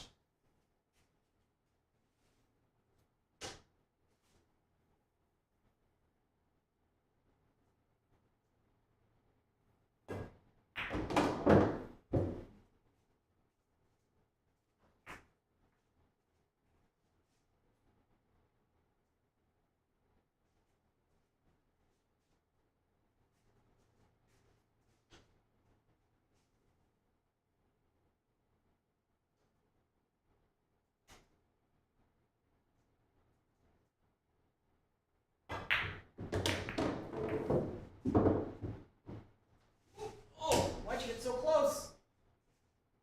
That's a little too close for comfort. I'd love to shoot that 14 ball right now and have the 10 ball be my break ball. But that's a little too close for comfort. And I might be able to play a 14-10 combination.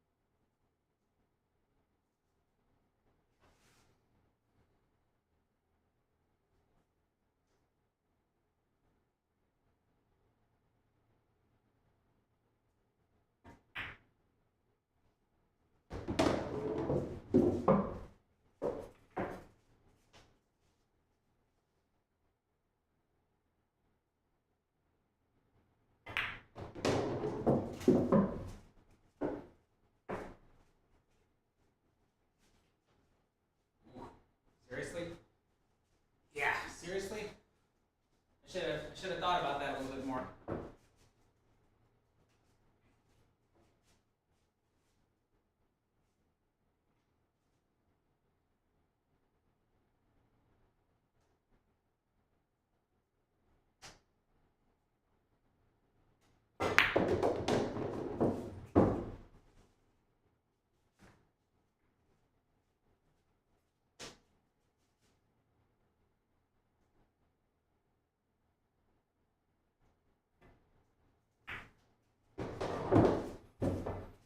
Not bad.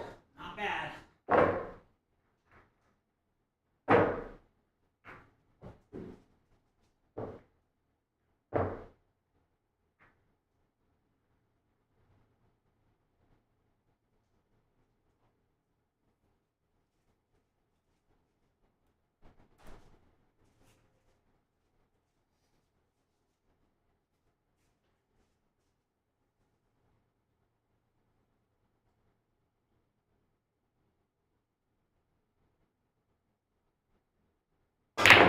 Ah, that's the other thing I risked by doing what I did. That one I saw that I overcut. Because that's a terrible break as well. The harder I hit that rack, the less accurate I actually can be. And I did see, I think I saw that I overcut that one. Okay, so actually, I'm not doing what I said I was going to do. I said I was going to do different types of breaks. So, since I'll be experimenting, that might actually tank my average.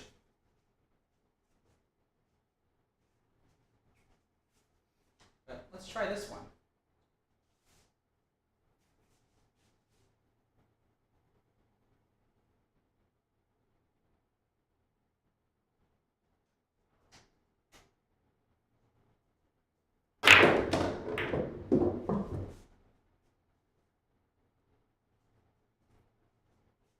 From behind the rack. Doesn't really give me a decent break ball though.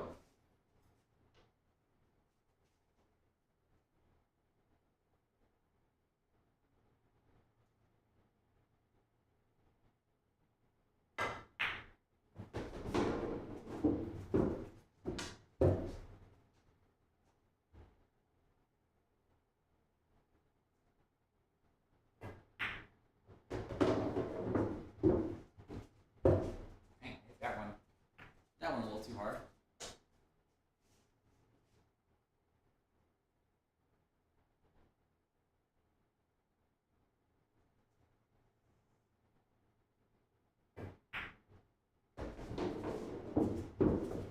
Man, I didn't hit that one hard enough.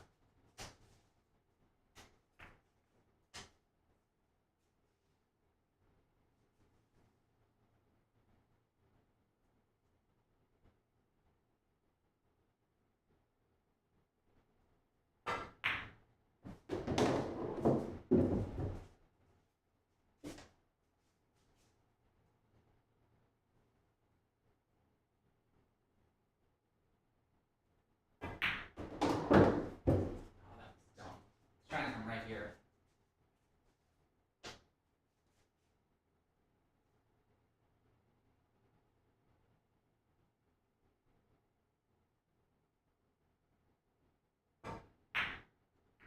Yeah, I deserved that. That was my own stupidity. I deserved that one. That's a 6.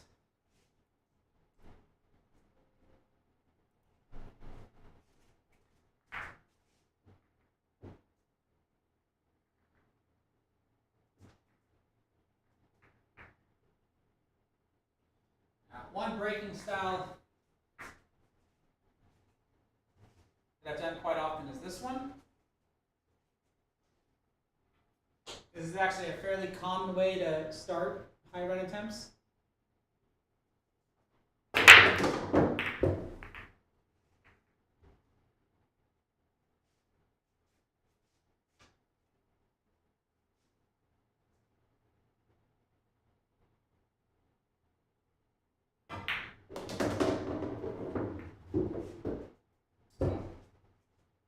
intend on bumping into the floor like that. It's supposed to go all the way around it.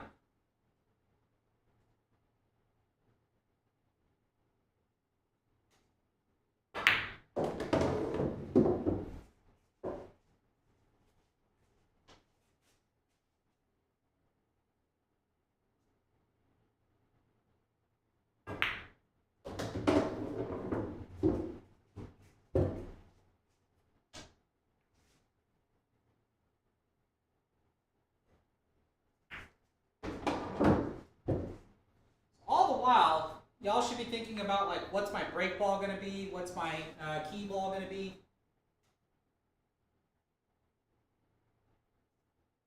And then, of course, could you possibly think of what pattern am I trying to solve the rack with?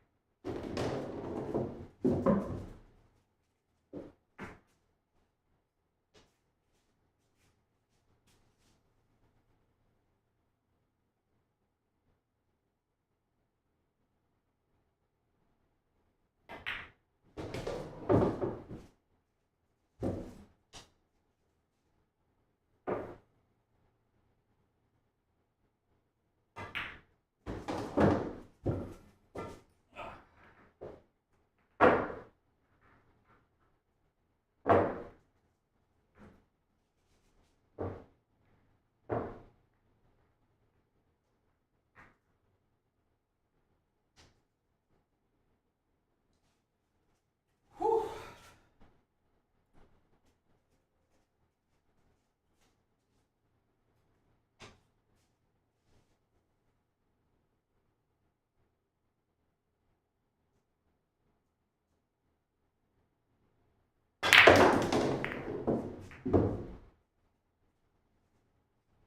Come on, slow down, slow down, slow down!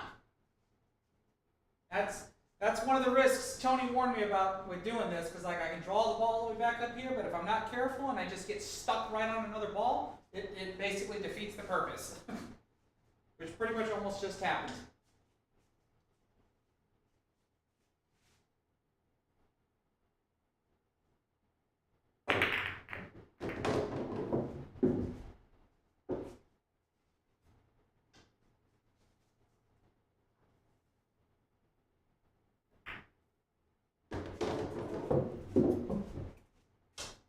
Man, what a mess.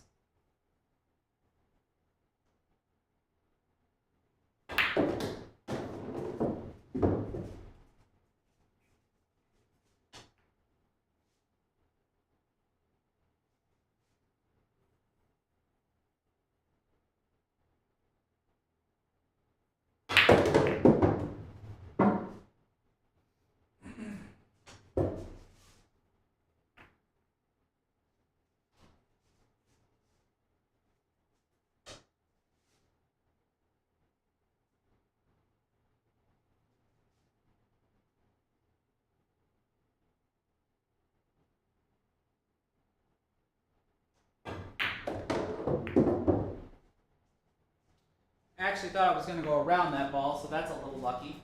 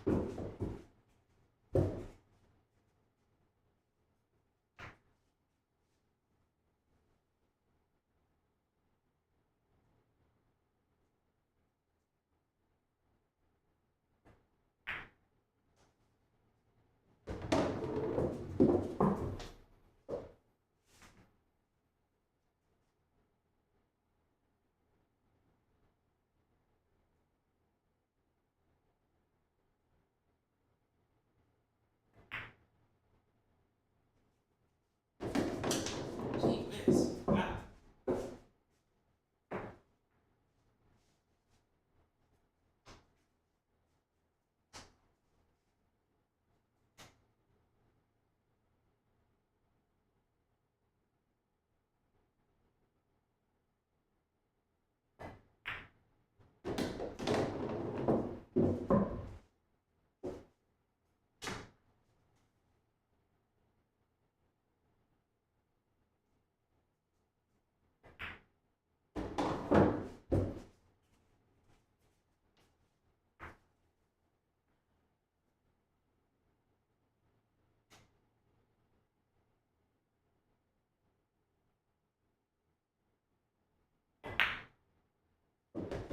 All right.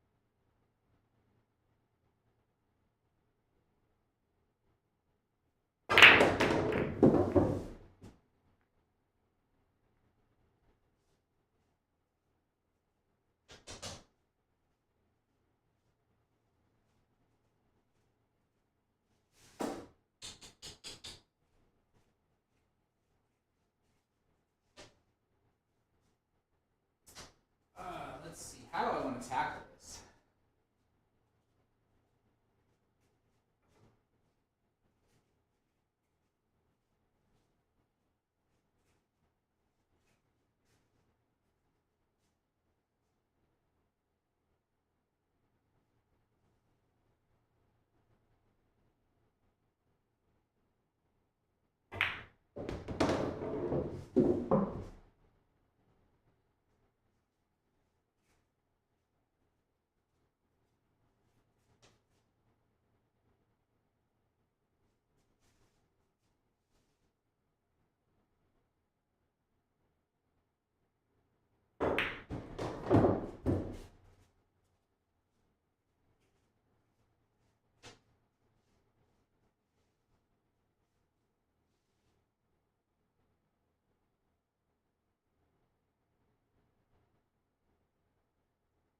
I do not want to move my 8-ball.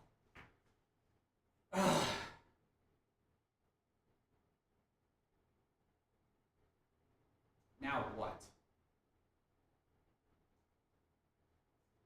That ruined a lot of stuff. Man.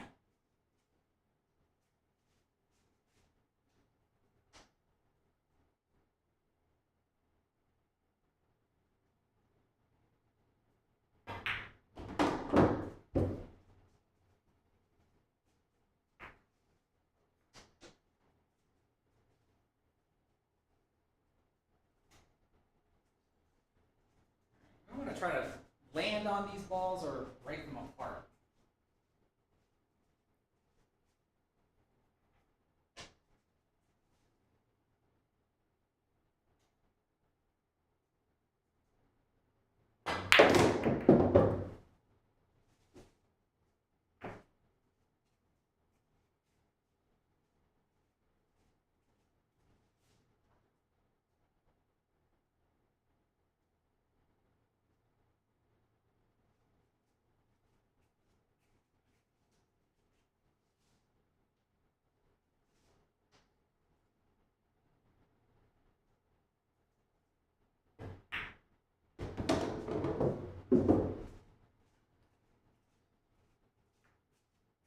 As y'all can see, I don't have a very good break ball. It might end up being the one ball.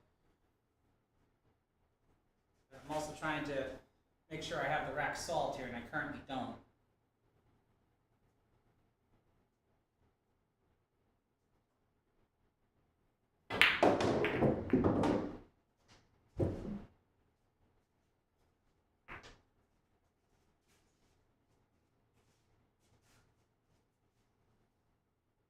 Ooh.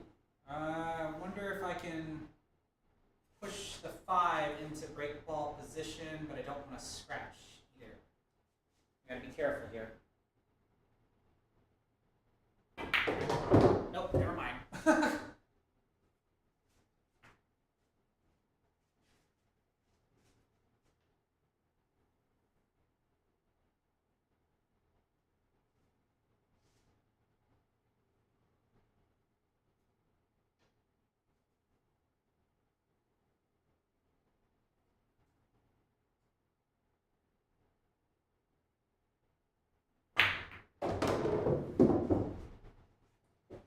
Well, that wasn't smart.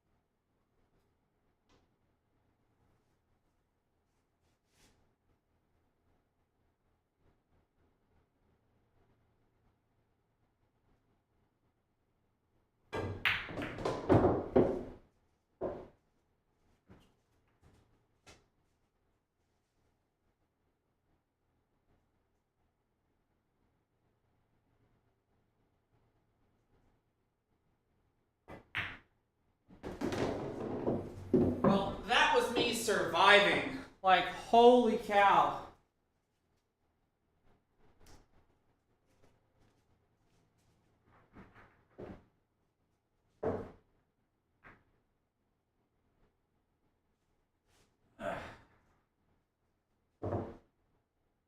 Not entirely sure what I'm going to do here, though, but we'll figure something out. That's all we can do.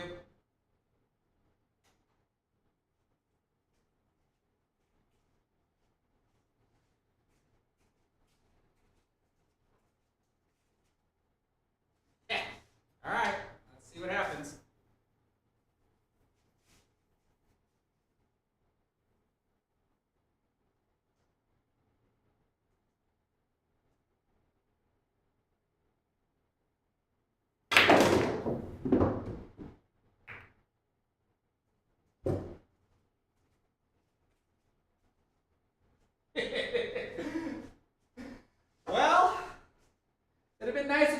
ball got out of the way. And now I got to look around and see if I can find the shot. I see one already, which is banking the 3, and actually, never mind. I can't bank the 3. I got a ball in the way. So, what are my next couple of options here?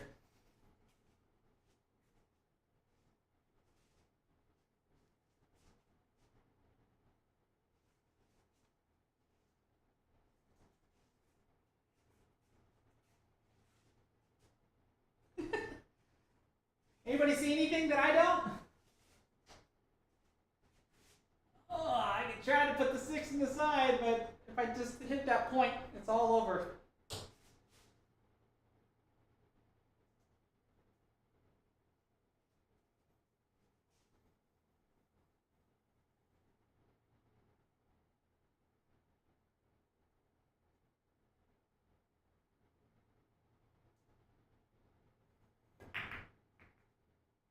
Oh, so close. So close. I had a shot at the 7 ball. All right. Well, I did what I could on that one. 43.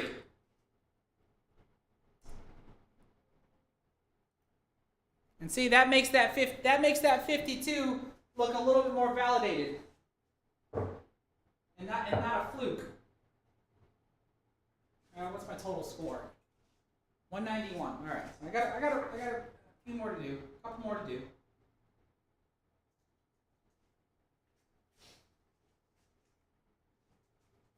So, but like I said, this is what I attribute to me hitting my break shots harder than I usually do. I'm trying to get out of my comfort zone here by hitting harder than I like to.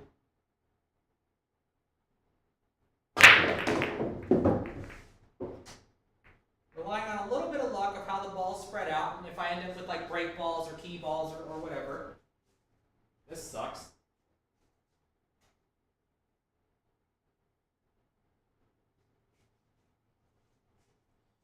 And then trying to make sure that my pattern play is where it's supposed to be, to have decent runs, put up decent scores.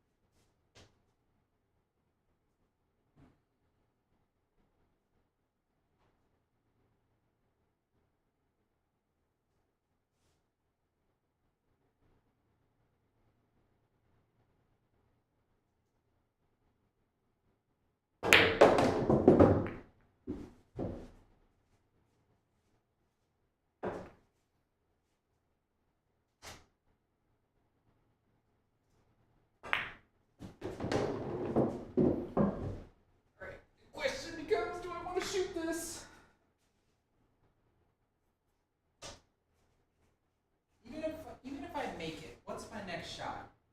See, I don't think I want to shoot this. I think I want to eventually try to get to the 3 or the 12 and try to make it off this 11 just to get the ball off the rail. Because I think I'm going to scratch if I try to shoot this now because I've got this angle. If I was flatter on the ball, I'd shoot it because then I have my 6. But if I shoot my 6 now and get flat on this ball, I don't have a shot that's worth me risking. So I'm gonna deal with it later, or try to deal with it later.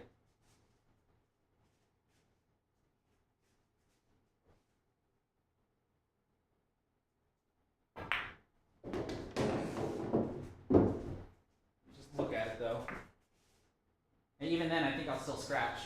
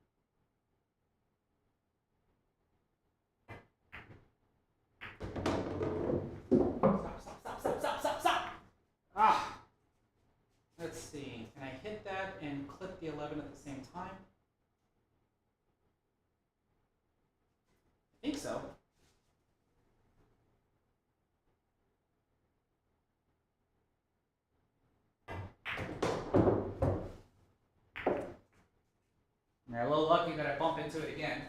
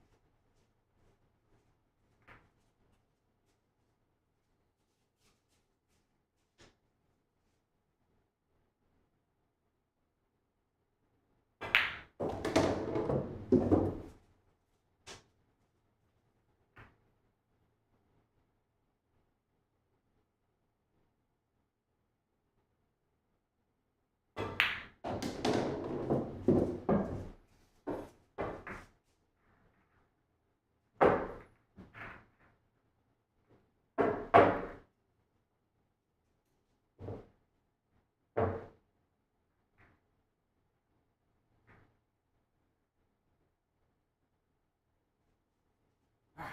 Woo.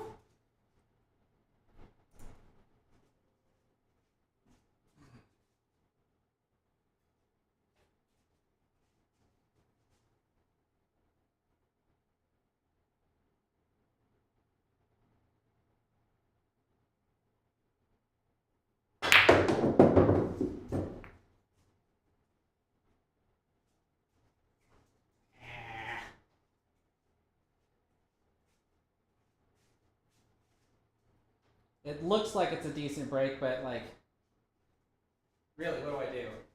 Do I go into the rack again by taking this cut on the 9? Or do I play the 5?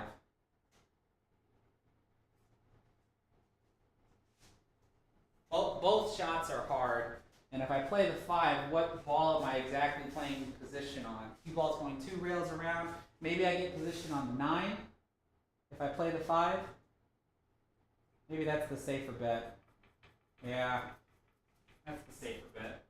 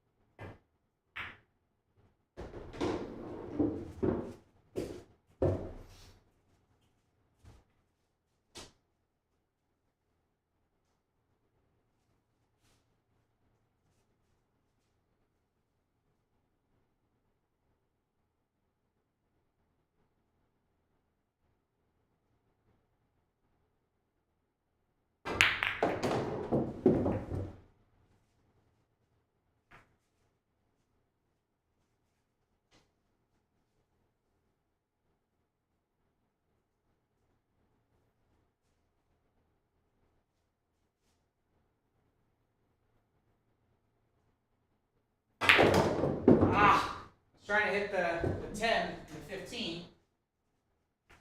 Yeah, because they're not wired correctly. That ended up being super risky for me now. I have to possibly take out my brake ball that I just created.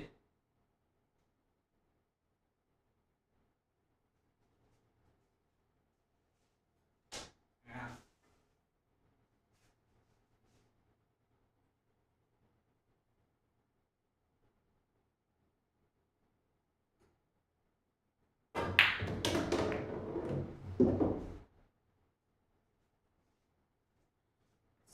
Frozen. They are frozen. So I might be able to throw the 15 in. So this is another shot where I think I just have to go for it. 15 ball.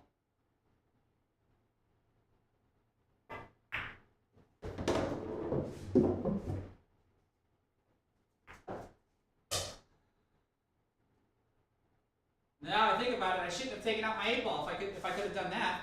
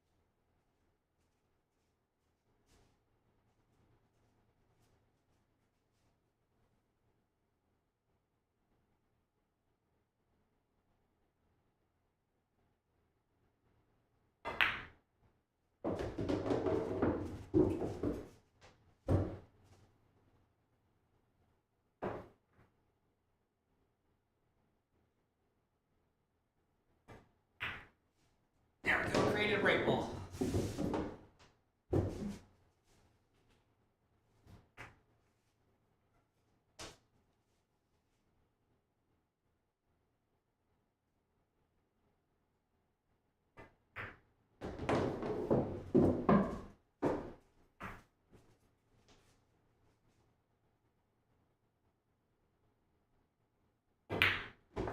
I couldn't have gotten out of that any better. Too many hero shots in that one to finally end up like that. But I am thankful.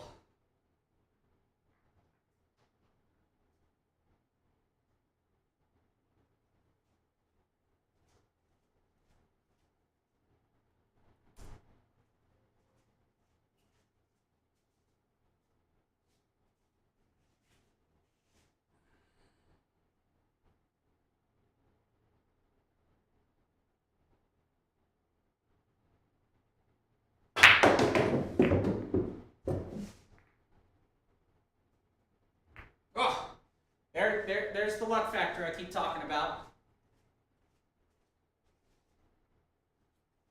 Let's see here.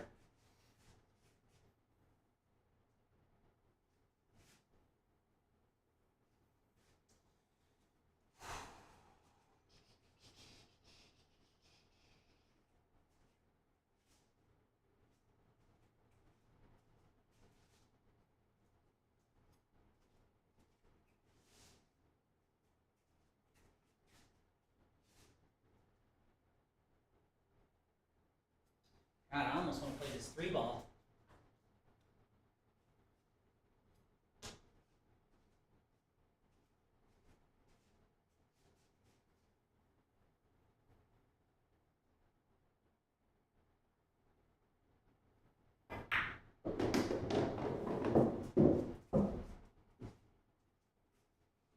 Whoops.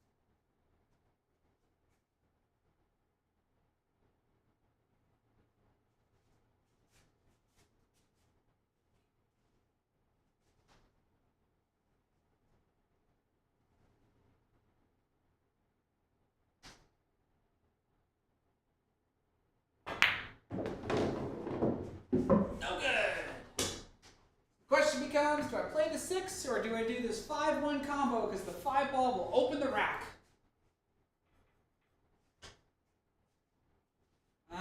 I'm settling on the 5-1 combo.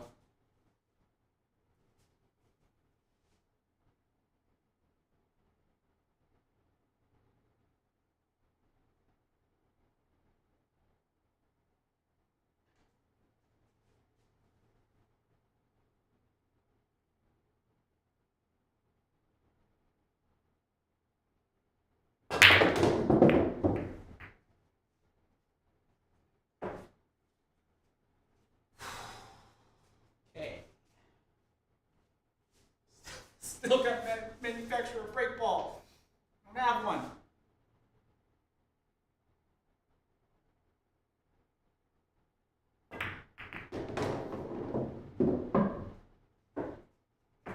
Eight ball is kind of one. I'd have to shoot it in the side, and I can go into the rack. The 4 ball, that's a little low on the rack. I don't particularly like that one. The 8 ball might be a good one though.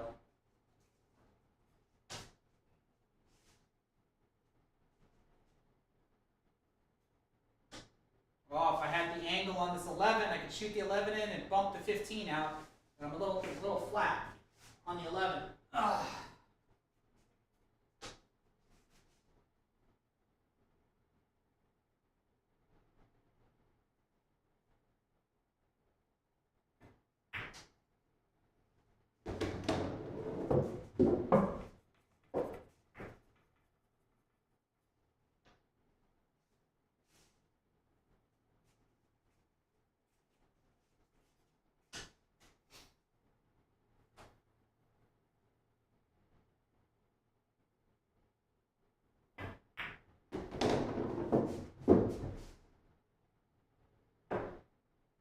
That's a little close for comfort.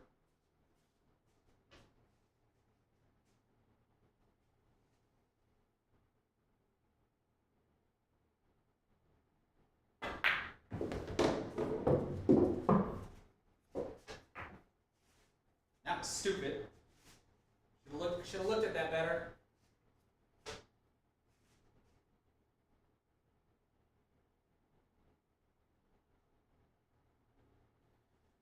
Oh, doggone it. That was really dumb.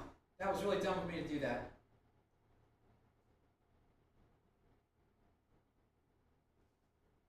The idea was I should have been right here. Stop shot. Stop shot. Get position on the 5 to go there and set it for the break ball. I didn't pay enough attention on this shot right here. And it's making me really second guess myself now. Now I might be able to improve the 8 ball because it looks like I'm going to clip it and it might end up right here. And that'll give me a shot at the 4. I gotta be this is a touchy shot here.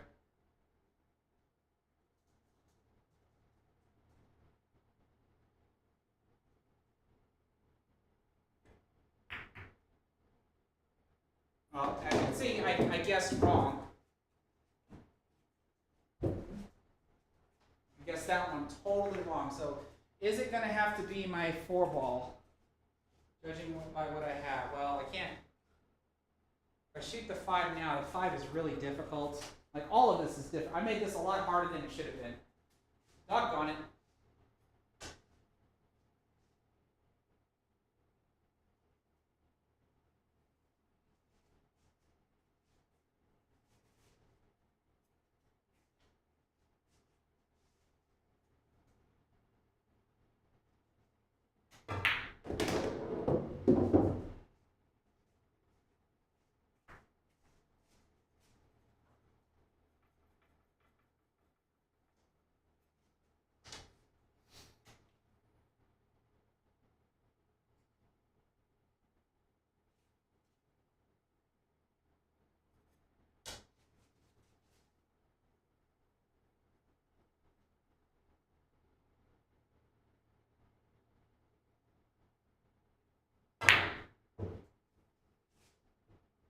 As you can see, I was trying to manufacture the 8 ball into a break ball and get position on the 6.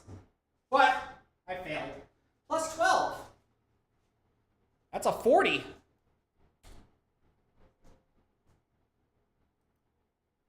That is too cool. Holy cow. Look at my average.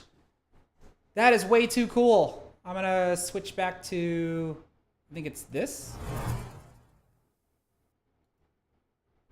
This is a first. Holy cow, look at this. This is probably the best I've ever performed live. What did it, because what I had, what did I have? On my last attempt, I had what, 8 before I scored at least 100. Now I have 12. That means I got 100 in 4 racks. Over 100 points in 4 racks. I think I only had,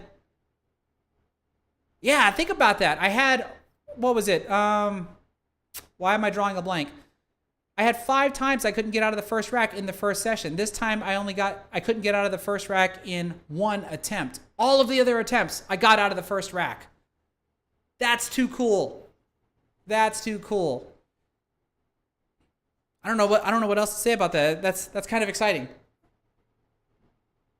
And the fact that I have a 19 average is super exciting.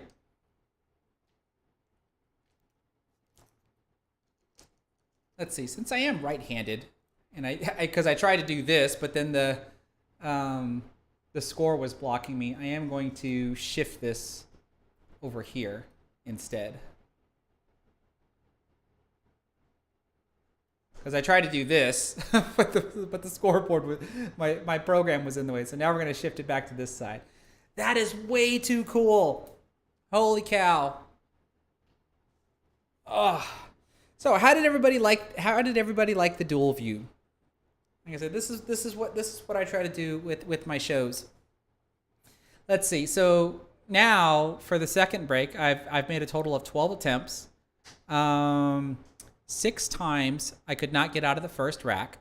2 times I got to the second rack. 2 times I got to the third rack, and 2 times I got to the fourth rack. So we have a total of 12 attempts, 24 racks. I've at least completed 12. I'm at 50% at completing the racks. Total of 336 balls, and I've made 231 of them with a 69% average, but I'm averaging 19 points per attempt. That's super freaking awesome. So you can see here with the graph, the blue line represents each one of my attempts, and then the red line represents the average. And so seeing that average steadily climb, that is super awesome. That, I'm happy. Like, I'm happy with that. And I'm especially grateful that I got another 50 plus on a live stream. I think this is my second or third time I've gotten a 50 plus. I'm not done. We're gonna do another attempt. I'm just taking another break. Heck, I've only been streaming for 2.5 hours.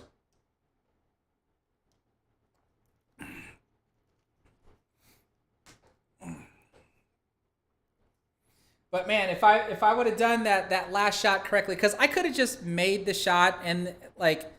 I think I could have just made the shot, gotten beyond 40, like gotten the 42, but then I would have no clue what I was going to be able to do after that. So knowing that my cue ball was going to clip that 8 after I shot the 5, I figured the 8 might have banked off the rail and gotten into like a break ball position, and therefore I'd shoot the 6. But you can clearly see that didn't happen either. I mean, I don't know. Maybe it would have happened if I would have made it, because that's the other thing. Like, the balls ended up the way they ended up because I missed. So had I made the shot, like, I don't know, I might have gotten what I needed to get. Oswaldo Reyes, this is your first time watching and you're having a good time, and a new subscriber. Thank you so much. I really do appreciate that. All right, I'm going to scroll up through the comments here and let's see what we're dealing with.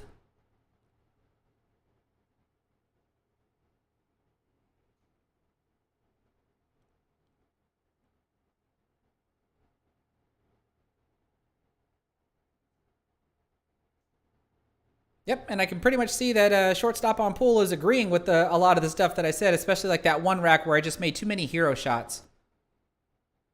I mean, it's obviously great that I got out of the rack, but like I should be able to do it easier than that, and not struggle like I did. Oh, I can see Someone just asked for a Zelda reference. Hey. Come here. Come here. Yeah. I think some people want to... Aren't cats always like worth like 1 million views? Ugh. Right? Don't cats get like 1 million views on YouTube? I mean, look at this guy. This is how much he trusts me. I can just sprawl him out, and he doesn't give two craps. Say hi to everybody. Oh my goodness. You looking to the camera?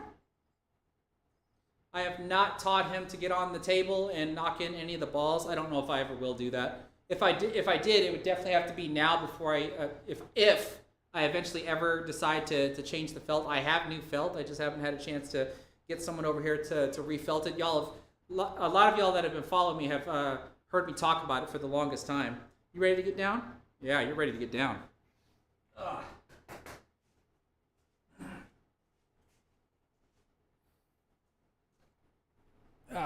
But that's my cat. Okay. Well, this time during my break, does anybody have any questions?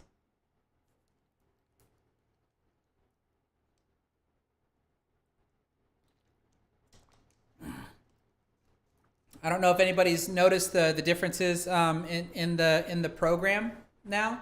Some of these suggestions were from Shortstop on Pool, and other ones I've discovered on my own. So for example, I've now got this, hold on, there we go. I've now got this end inning button up here right next to the current score. So the way I have this working with my OBS software to do all the streaming correctly is that I have to enter in a score. So I can enter roughly any number that I want. So like I'll do 25, and when I hit the enter key, that 25 is going to get saved to a file that the current score is monitoring.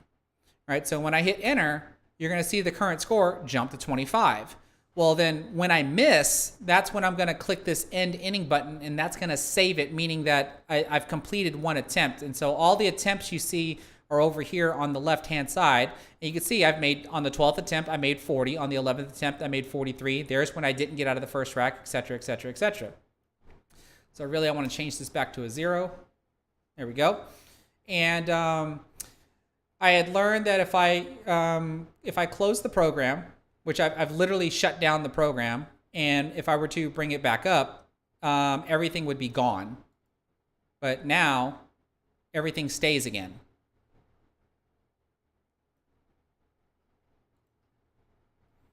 So this is a good thing. I've now saved all the scores, so that way if I accidentally close the program for any reason, I can open it back up, and it picks up where it last left off. Except it looks like it didn't calculate the current best, which I think I can fix that. So let me do this.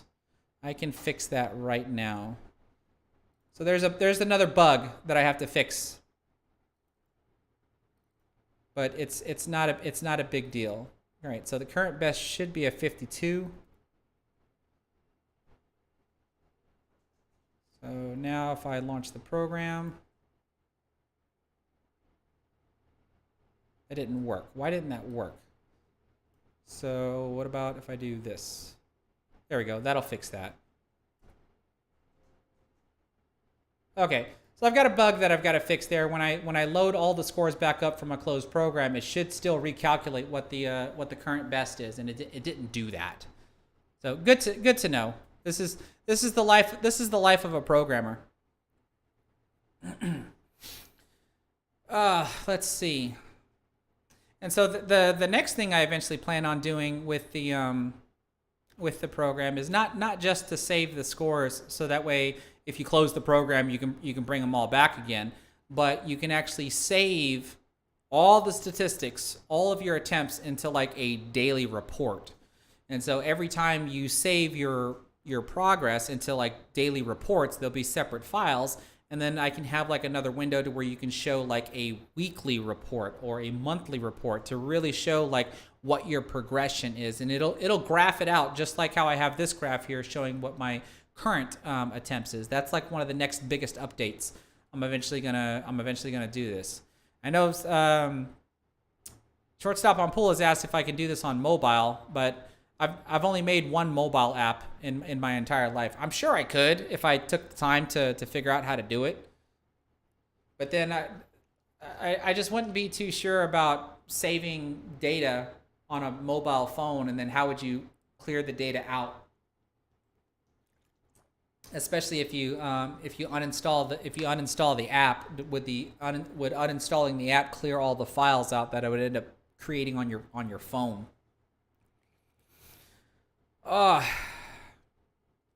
Let's see here. Lonnie Rushing, how you going, man?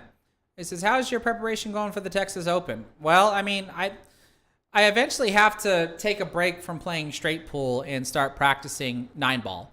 And it's 9-ball, magic rack, 9 on the spot, 3-point rule. So I got to practice my breaks again. So there might be a live stream where I do that instead of doing straight pool. So that'll probably happen sometime in August, because the Texas Open is right around the corner. This is all I play now is straight pool. I absolutely love playing this game. I played this game more than anything else so far. So, but it means I'm practicing. I'm constantly shooting over and over again. Shooting different patterns, shooting different shots. Et cetera, et cetera. So it's been good. But I do need to take a break from it and start getting prepared for the Texas Open.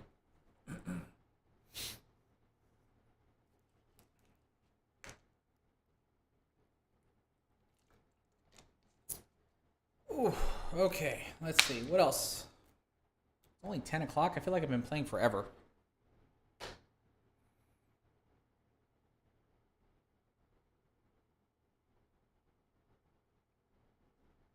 Let's see here. Give me just a second while I check my notifications.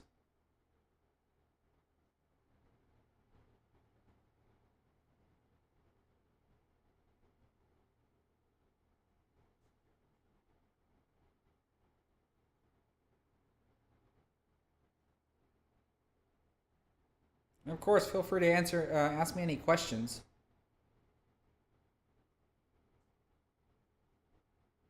When I return. Yep. I think everything's all nice and caught up. All right.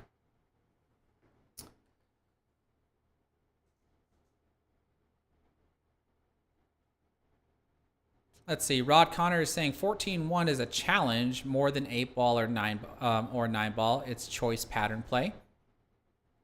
I mean, I can agree. I can agree with that. I mean, every game has its challenge, right? The one thing that I can definitely say that I think straight pool has over 8-ball and 9-ball is breaking and running a rack. Like breaking and running an 8-ball rack and breaking and running a 9-ball rack, in my opinion, would be easier than stringing 28 or 42 balls together, right? Because it's not like, I can make all 15 balls and then try to break and run again, let alone make a ball on the break. Like, I don't know.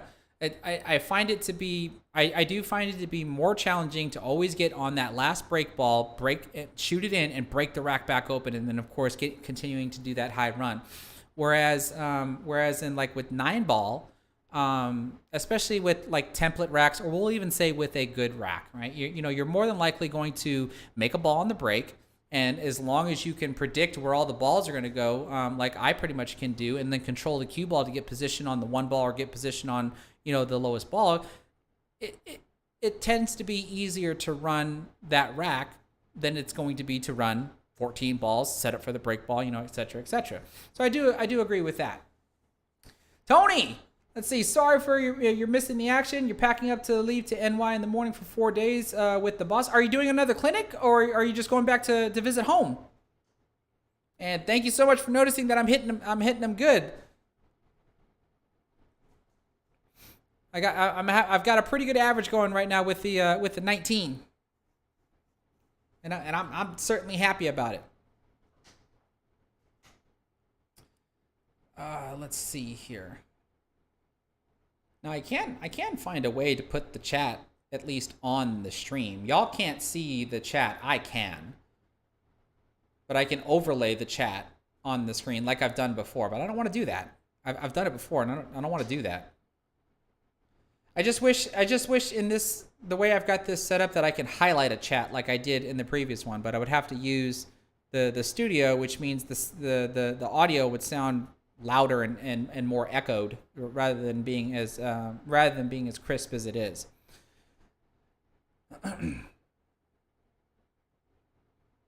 Oh, cool! I appreciate that, Tony. You got the stream on while you're packing. I really do appreciate that. All right, I'm gonna go ahead and make another series of attempts. I don't know if it's gonna be my final one for the night. We'll just see. Whoops, I don't want that. We'll just see how it goes for this set. No clinic. You're just going there to visit. That's awesome, man. That's awesome. And yeah, that's one thing I would like to do is make sure that I'm making you and even Bob from Shortstop on Pool proud for trying to implement the things that y'all have taught me to be able to improve my high run attempts, like I've at least been able to do tonight. All right, so my current total is 231, so we're at least looking for 331 or more. So let's just see how I feel after this attempt if I'll do another series of attempts.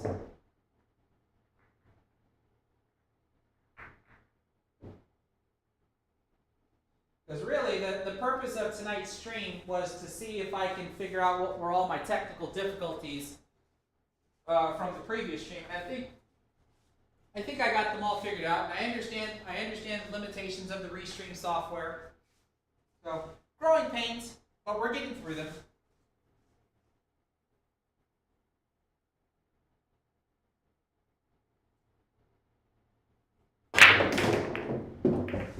Ooh.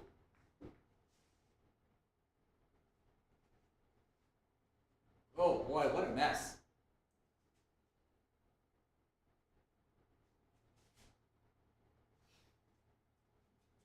No real decent shot.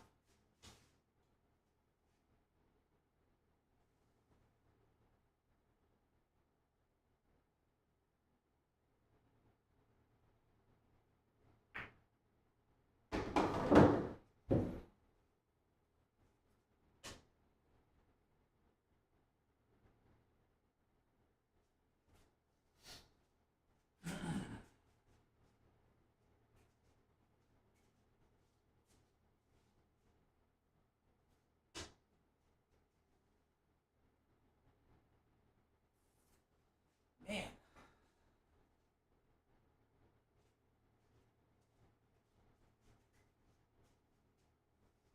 So I gotta get position on the 6, I guess. The way this looks. Or I can stun out. Yeah, maybe that's what I'll do.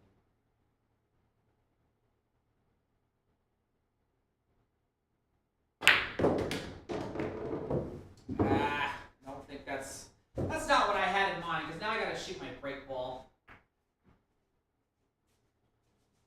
That's the 2 ball's too close for comfort to try to make.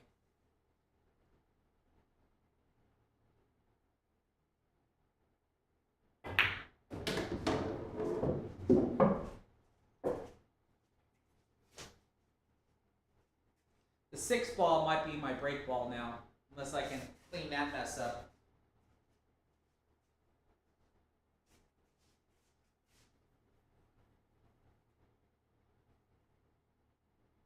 I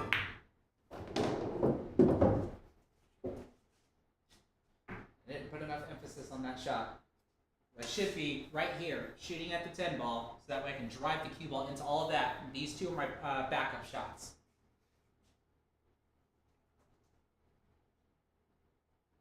Now I gotta come up with something a little bit different.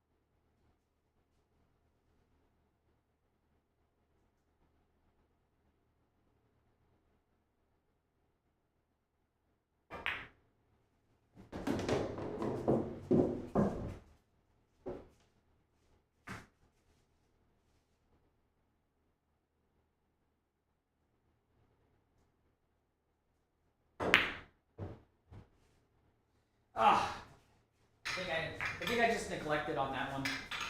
Everything was going according to plan until I got to there. That's a 9.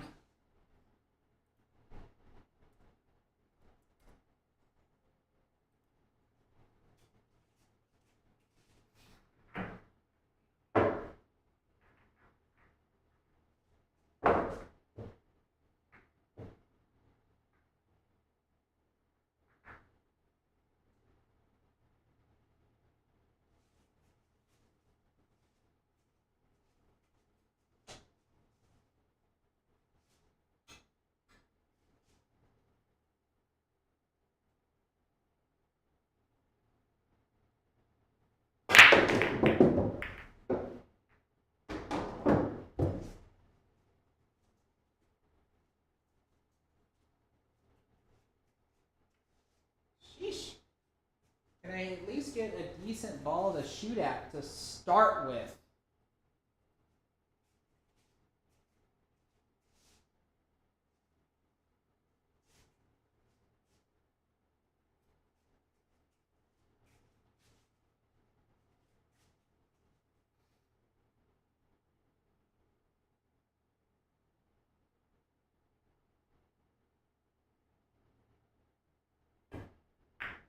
Nope.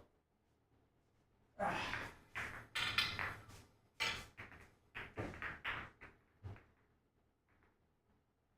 we're starting off with a little bit of bad luck on this series of attempts. But at least that was a 2, since I made another ball in the break. That's slowly going to bring my average back down.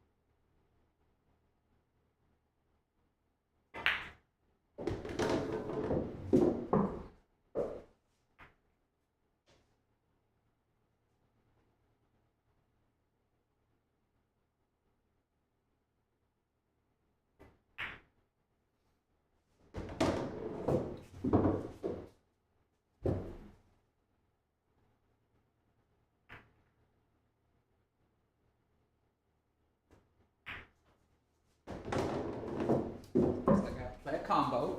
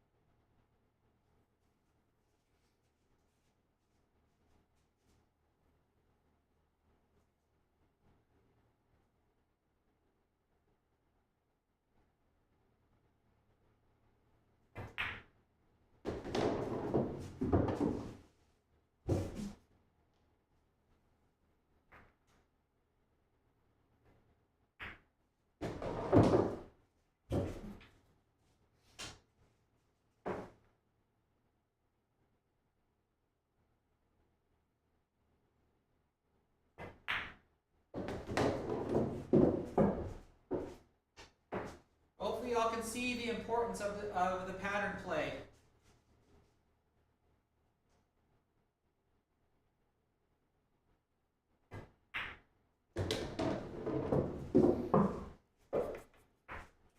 Because you hopefully should have seen that those last series of shots, my cue ball was barely even moving. Very simple shots. And that's basically how you want to try to end a straight pull rack. Doesn't always go that way, but that's definitely what you want to be trying to do.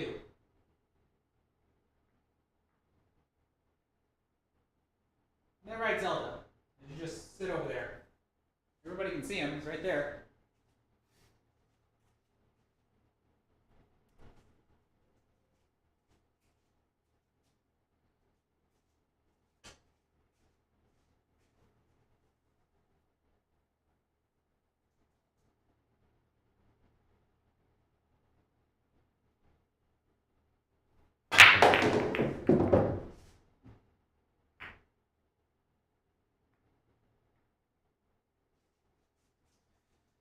Well,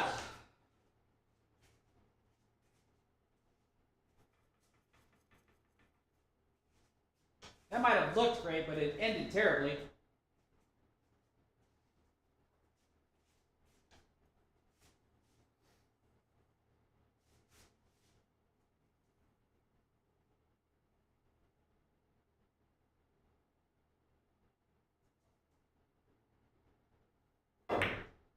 Ah!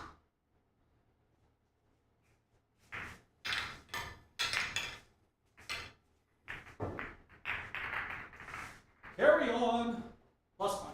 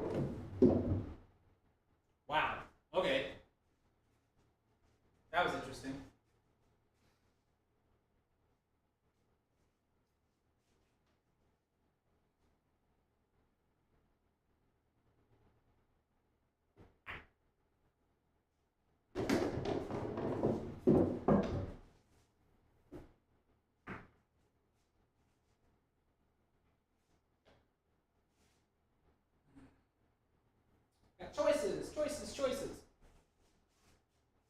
Which ones do I make?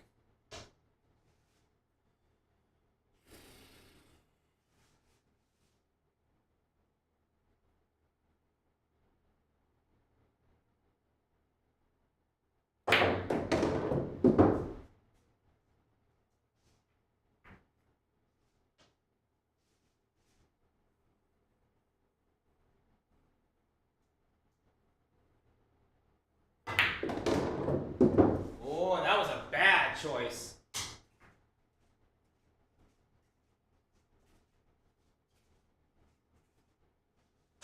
Fortunately, I can recover.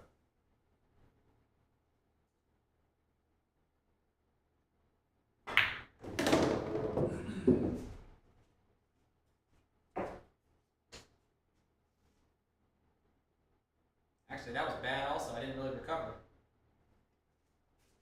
I was supposed to get straight in on the 8th.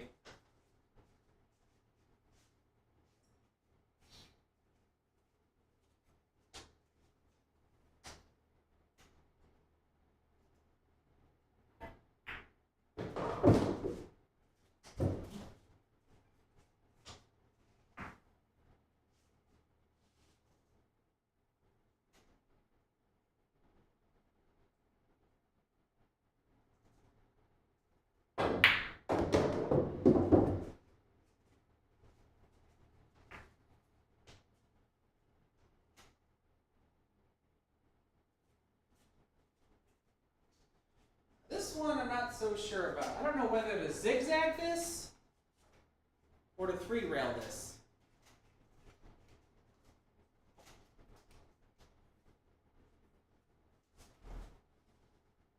But I'm going to go for the 3-railer.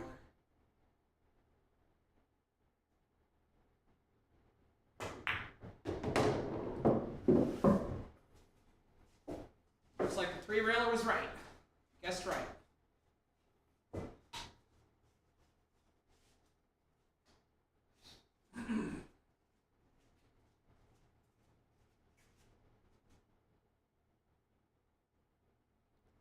Am I really only on 14? Was that the first rack?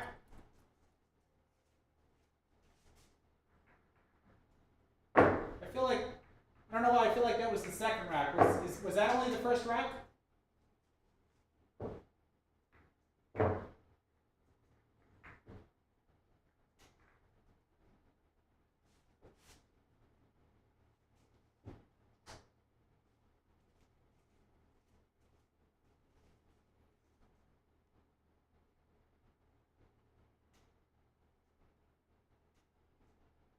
Would anybody be able to tell me if that was just the first rack? I don't know why I feel like that was the second rack.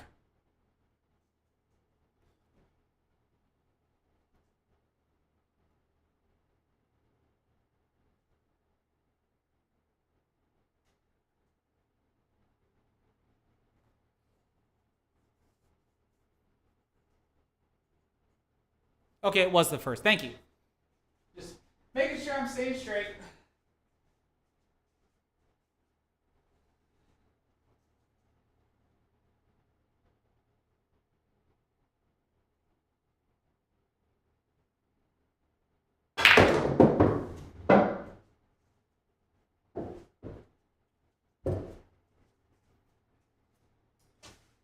Play the 8-ball.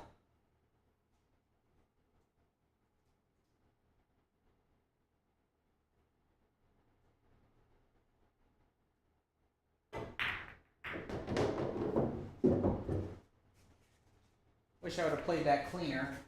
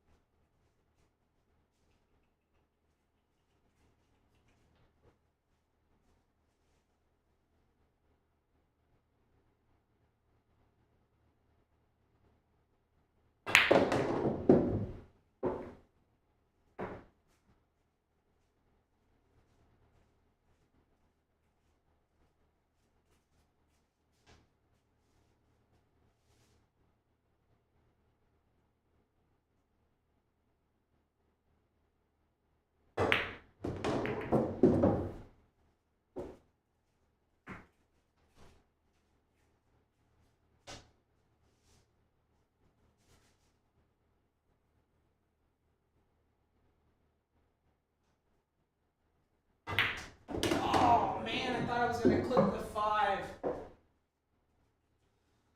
Okay, that was a mistake. Cover.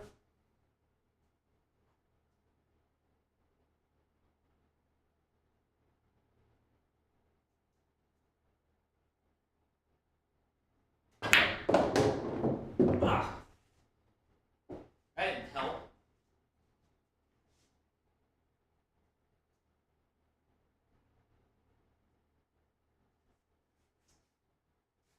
Let's see, I gotta try to bank the 1.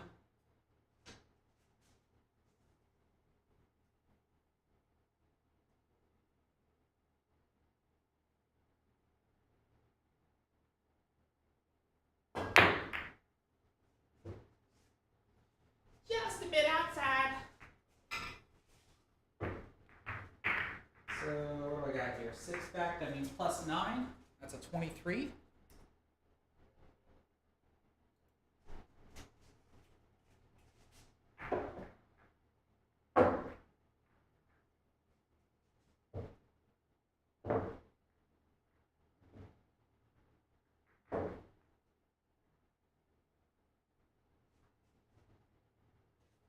So the downfalls of not getting a result that you were planning on. I thought I was going to draw into those 2 balls, and so I tried to make a recovery shot and didn't really recover. So that pretty much ends the run.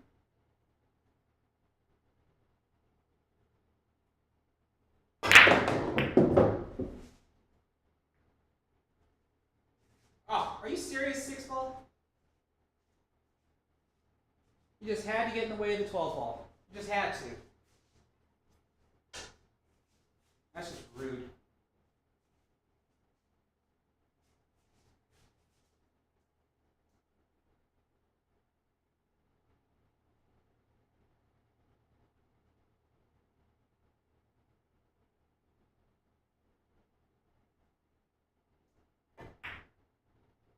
Oh man, I made so many adjustments to make sure that I was either undercutting or overcutting the ball. And I ended up massively undercutting the ball. Yikes. Gotta get another good run in there. Because my average is slowly coming down.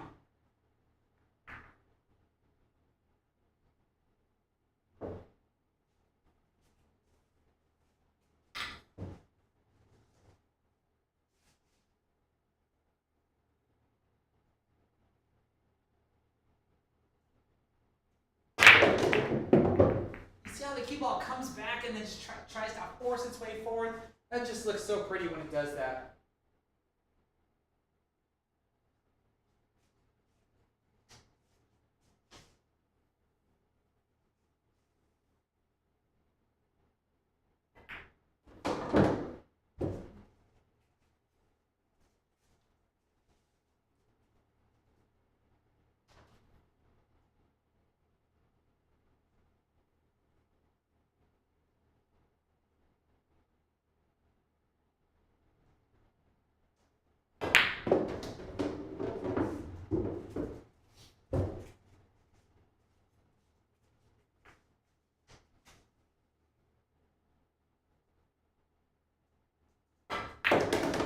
Whoops. Let's play the 8 ball.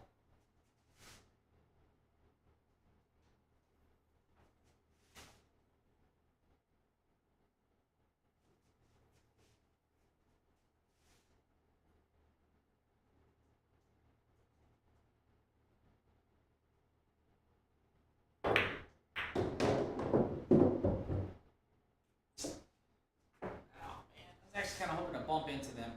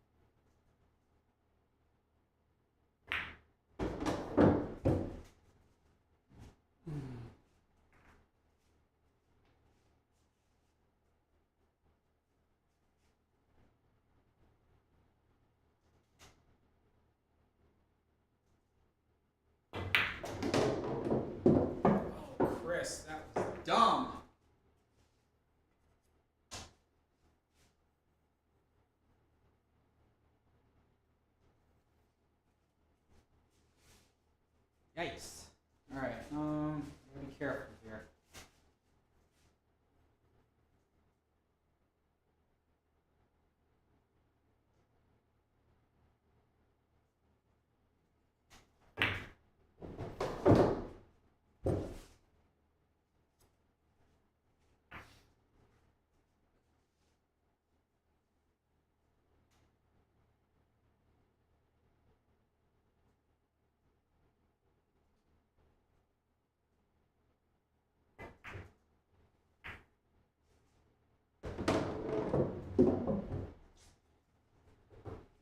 That's the ball I was trying to hit.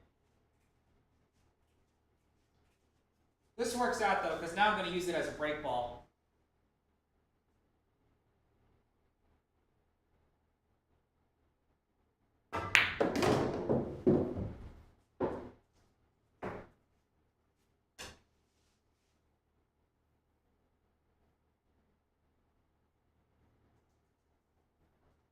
Uh-oh. Okay. I thought I missed that. All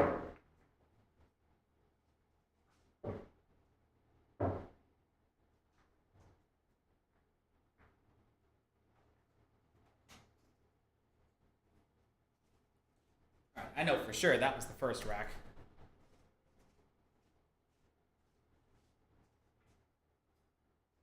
All right, so this is different because now I know I'm grazing the rack. I don't think I'm actually running into it, so I'm not going to be hitting as hard.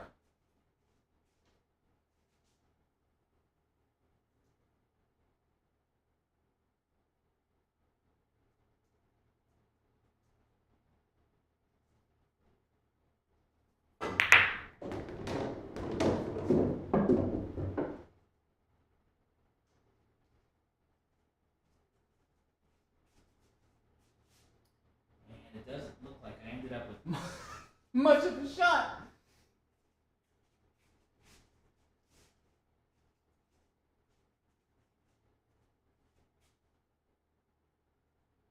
Yeah, I don't end up with a shot. Of all things. Now I might be able to combo the 11 in. That's about all that I have.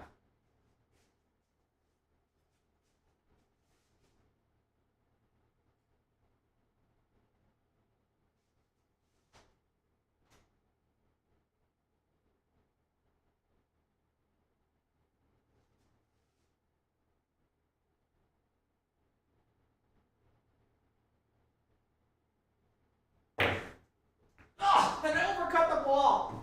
Had my 5 balls in backup. Oh well.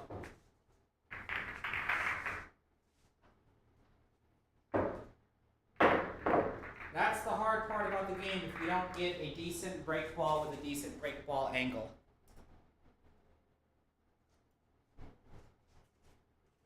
Whew.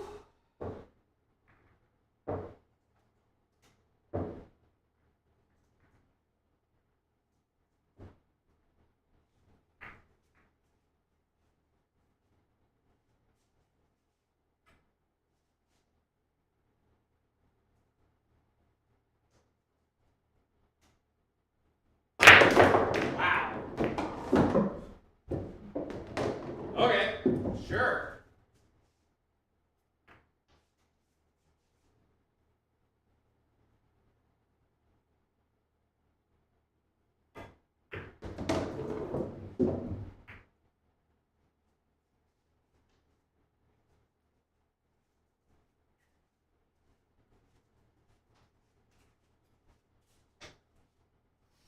Hmm.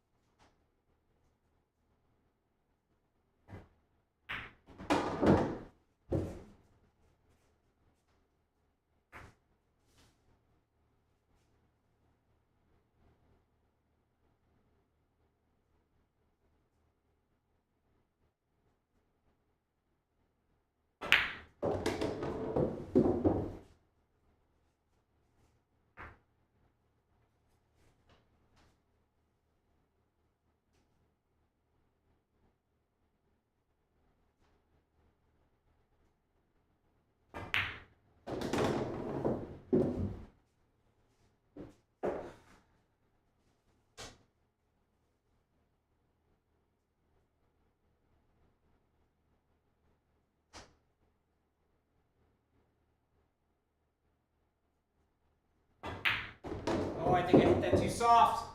Come on, get around. Oh man, I think I hit that too soft. I don't think I'm back cutting that.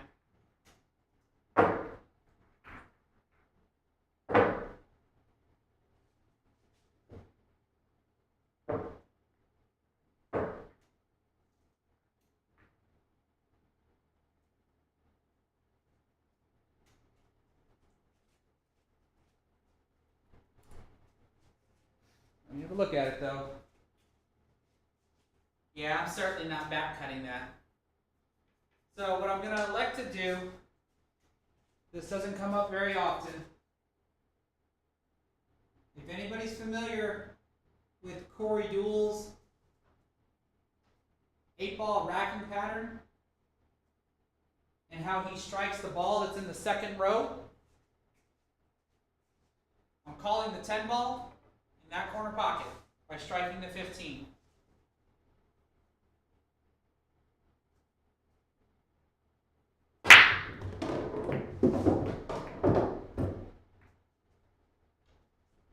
That shot doesn't always go unless the rack is tight. That's why I make sure I readjusted the rack.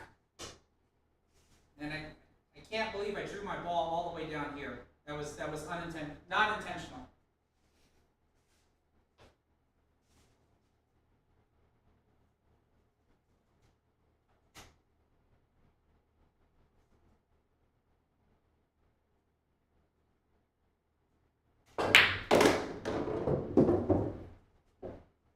Shoot that with authority, make sure the ball goes in.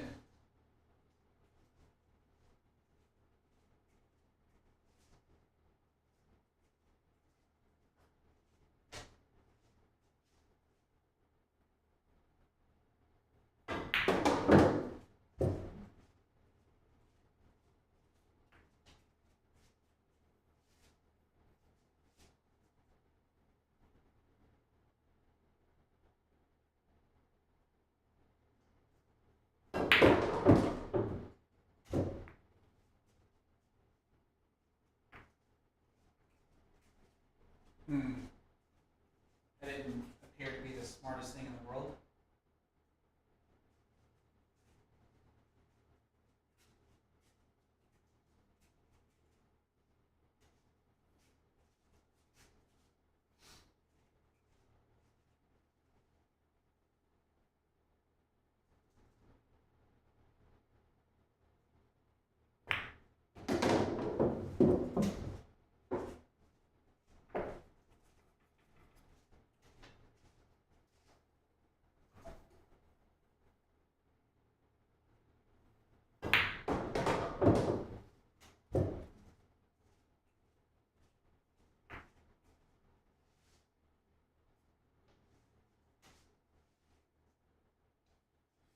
Oh man, I'd like to keep that 8-ball as a break ball, but now I gotta solve the.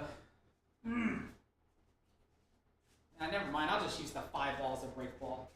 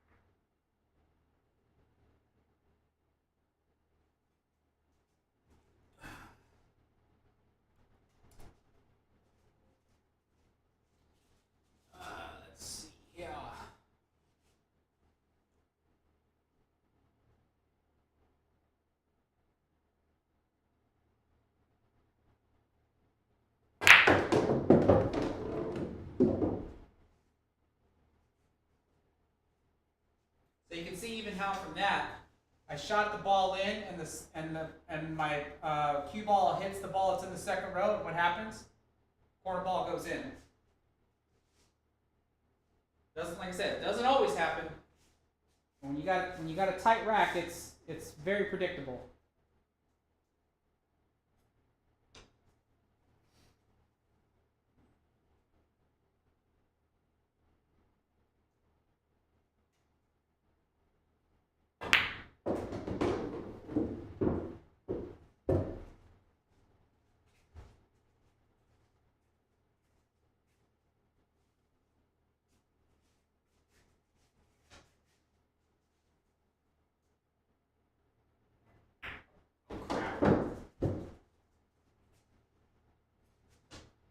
I didn't get it. I was trying to get position on the 9 and didn't get it.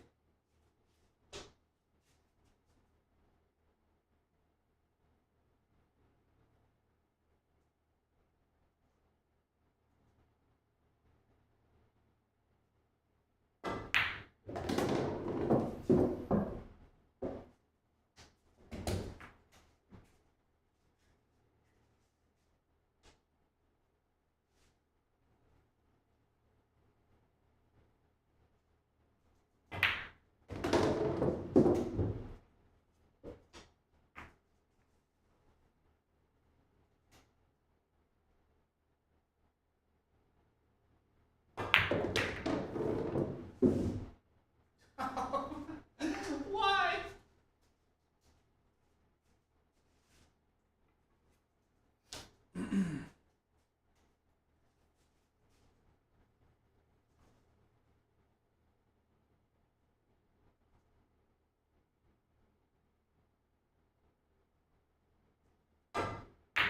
Oh, come on. I think I made that one, but whatever.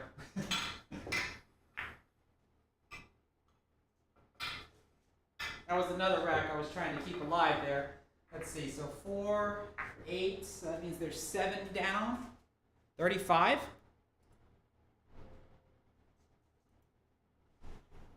$331. I think that puts me over. I think. So for giggles and grins, we'll just I think we'll just do one more. I think we'll do one more.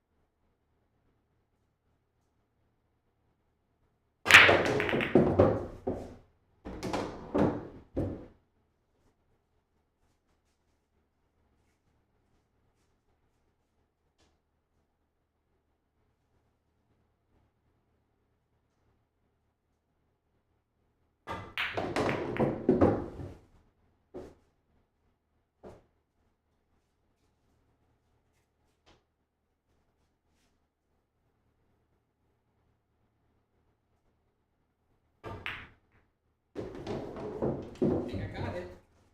I don't know if I'm gonna use that ball or if I'm gonna use the 11 ball.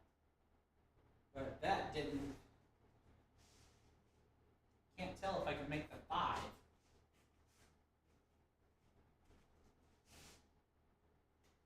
I think I can, but then what am I shooting at next?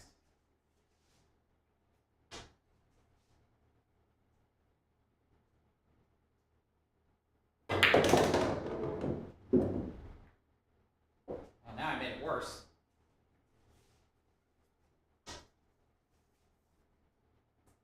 So I might be able to use the 2 ball, maybe?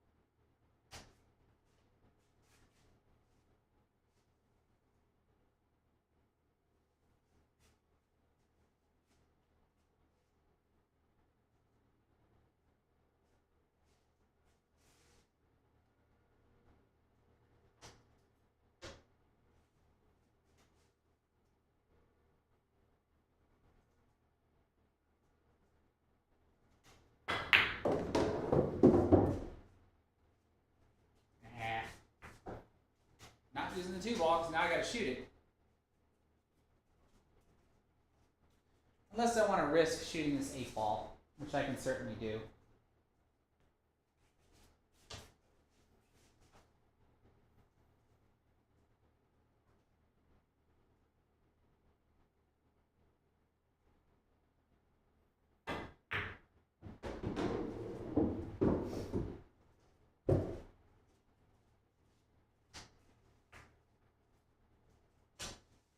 Well, that is, now I have to shoot the 2.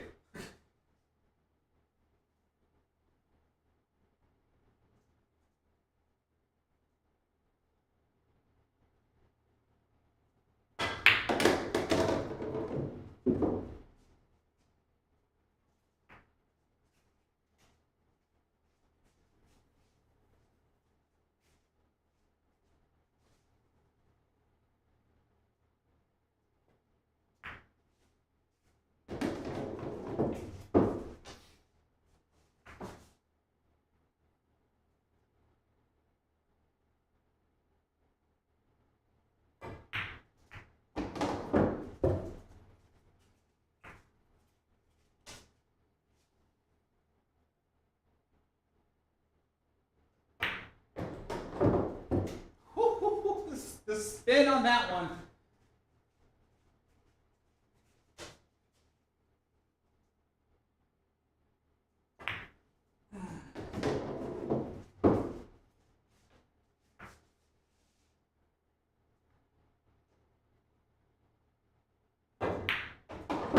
Okay.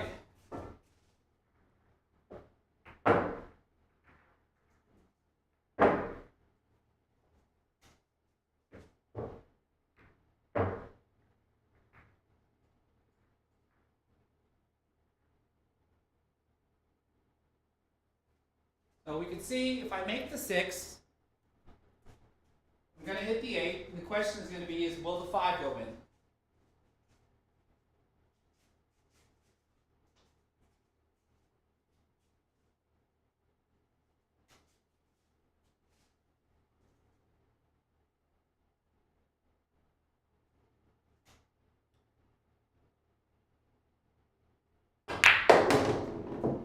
The 5 did go in.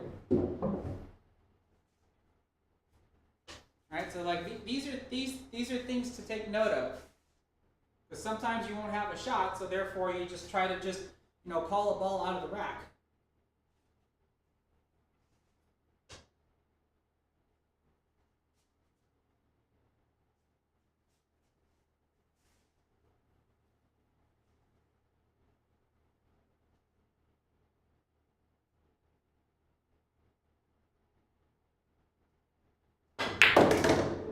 Oh, are you kidding me? Wow. Wasn't expecting to miss the entire rack like that.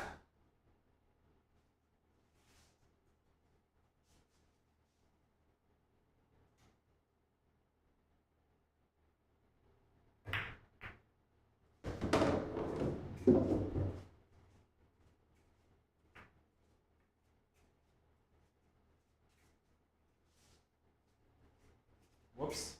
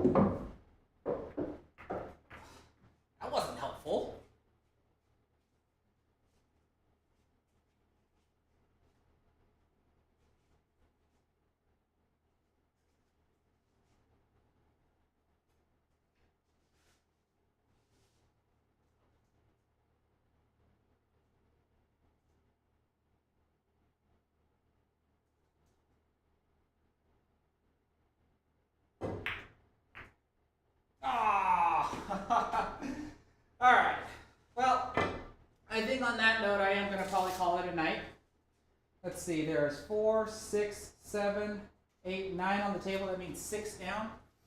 So I got a 20. And so what are we looking at? A 17 average. I think that's my all-time personal best for a live stream is having a 17 average.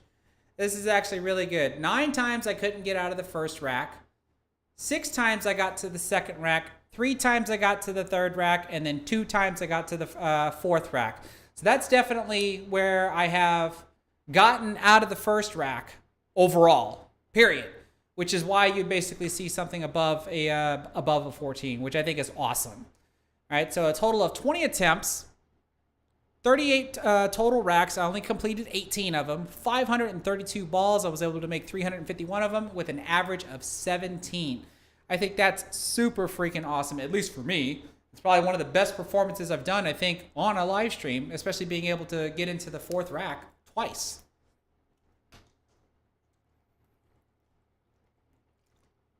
Oh my goodness. So let's see here. I can spend 1 small minute here now checking out the chats and seeing who all is here.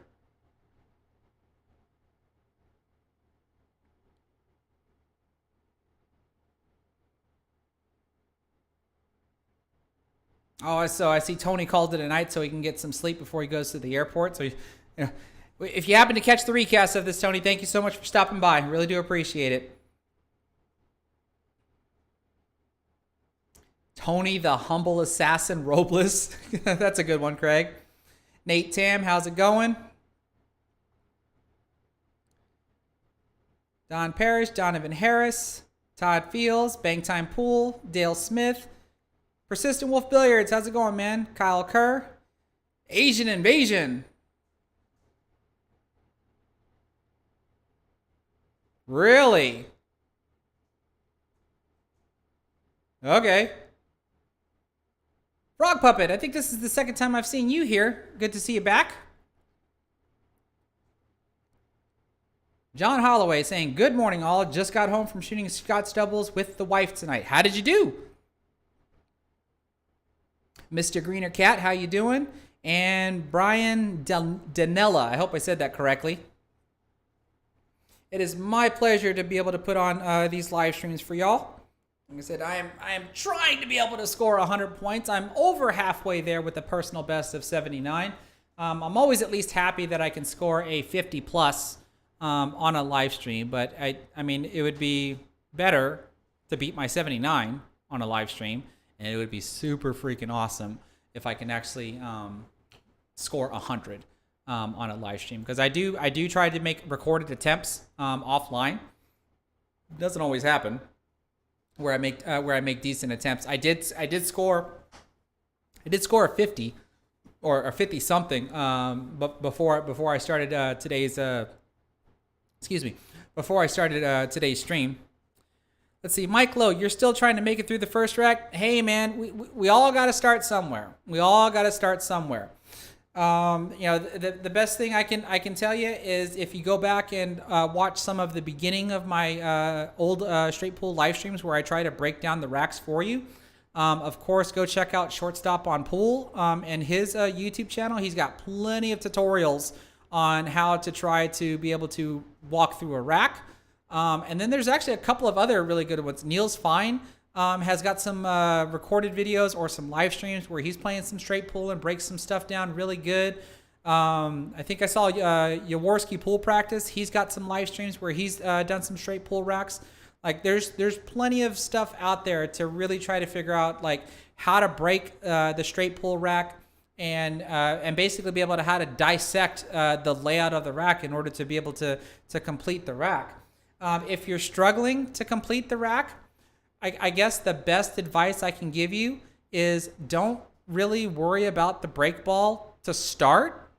Like when you break the rack open, just run out to the last ball. Don't even pay attention to like, oh, this is going to be a bad break ball or this is going to be a good break. Just run out.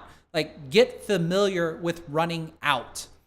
And once you get comfortable doing that, then start trying to focus your pattern on leaving that break ball, leaving that key ball, et cetera, et cetera. Just baby steps, baby steps. Patrick Gallagher says, the first time you just caught me live, you just got back from 8-Ball League and you won. That is awesome, as well as the team won. That is super awesome. Super freaking awesome. All right, everybody, let's see here. It looks like maybe everybody's gone from the Facebook feed, but like I said, this is something new that I'm trying to grow as far as being able to reach out to my Facebook audience. So, and let's see, how many do I have here? And I have 51 of y'all left here on YouTube. So everybody that's here to the end, I'm always very appreciative for y'all to be able to take time out of your day to be able to come watch me play. I obviously try to be entertaining as well as educational, so I hope I was able to do all of that tonight, as well as be able to show you at least a decent performance with me being able to score a 52 on a live stream, and then of course get that 43, and then all of the trials and tribulations that I went through. So if you're new to my streams and you're not subscribed to my YouTube channel or you're not following my Facebook page, please consider doing so. I would really appreciate it, because not only am I trying to do a road to 100 in straight pool, I'm also on a road to 100,000 subscribers. And I plan on doing like some sort of, really big live stream, probably more than one giveaway, to be able to show my appreciation for all the support that I have from everybody. So yeah, but if you are subscribed to my YouTube channel, but you're not following my Facebook page, then please go over to my Facebook page and follow. And if you're just following me on my Facebook page, but you're not subscribed to my YouTube channel, then please come over and subscribe to my YouTube channel, because I am trying to balance the both of them. Since I'm streaming to both platforms now, my audience is a little bit bigger, so I am trying to consolidate them really, but still have them in both locations. I haven't really decided if I'm going to stream on other types of platforms, because Twitch comes to mind. It's just another platform for me to try to grow an audience. Haven't really quite figured it out. I have a paid subscription to be able to use the Restream software, and I can stream to 8 different locations, which I think is going to be cool. And I'm only currently using 2 of them, so I might eventually branch out a little bit more. But for everybody that has popped in and out during the live stream, again, thank you so much for stopping by. I hope you were able to enjoy yourself. If this is the first time you've seen my channel and seen me stream, and I haven't really like struck a chord with you, or you didn't find my performance to be up to par, do at least check out some of my recorded content that I have, where I've taken the mechanics of the game and broken them down into, from what I've been told, decent lessons for people to be able to learn and try to improve their skills. And if those strike your fancy, then please consider subscribing and following, as I live stream on a regular basis, as well as try to put out recorded content. Let's see. I think that's pretty much going to wrap things up for the night. So once again, thanks everybody for being here, and have a good night.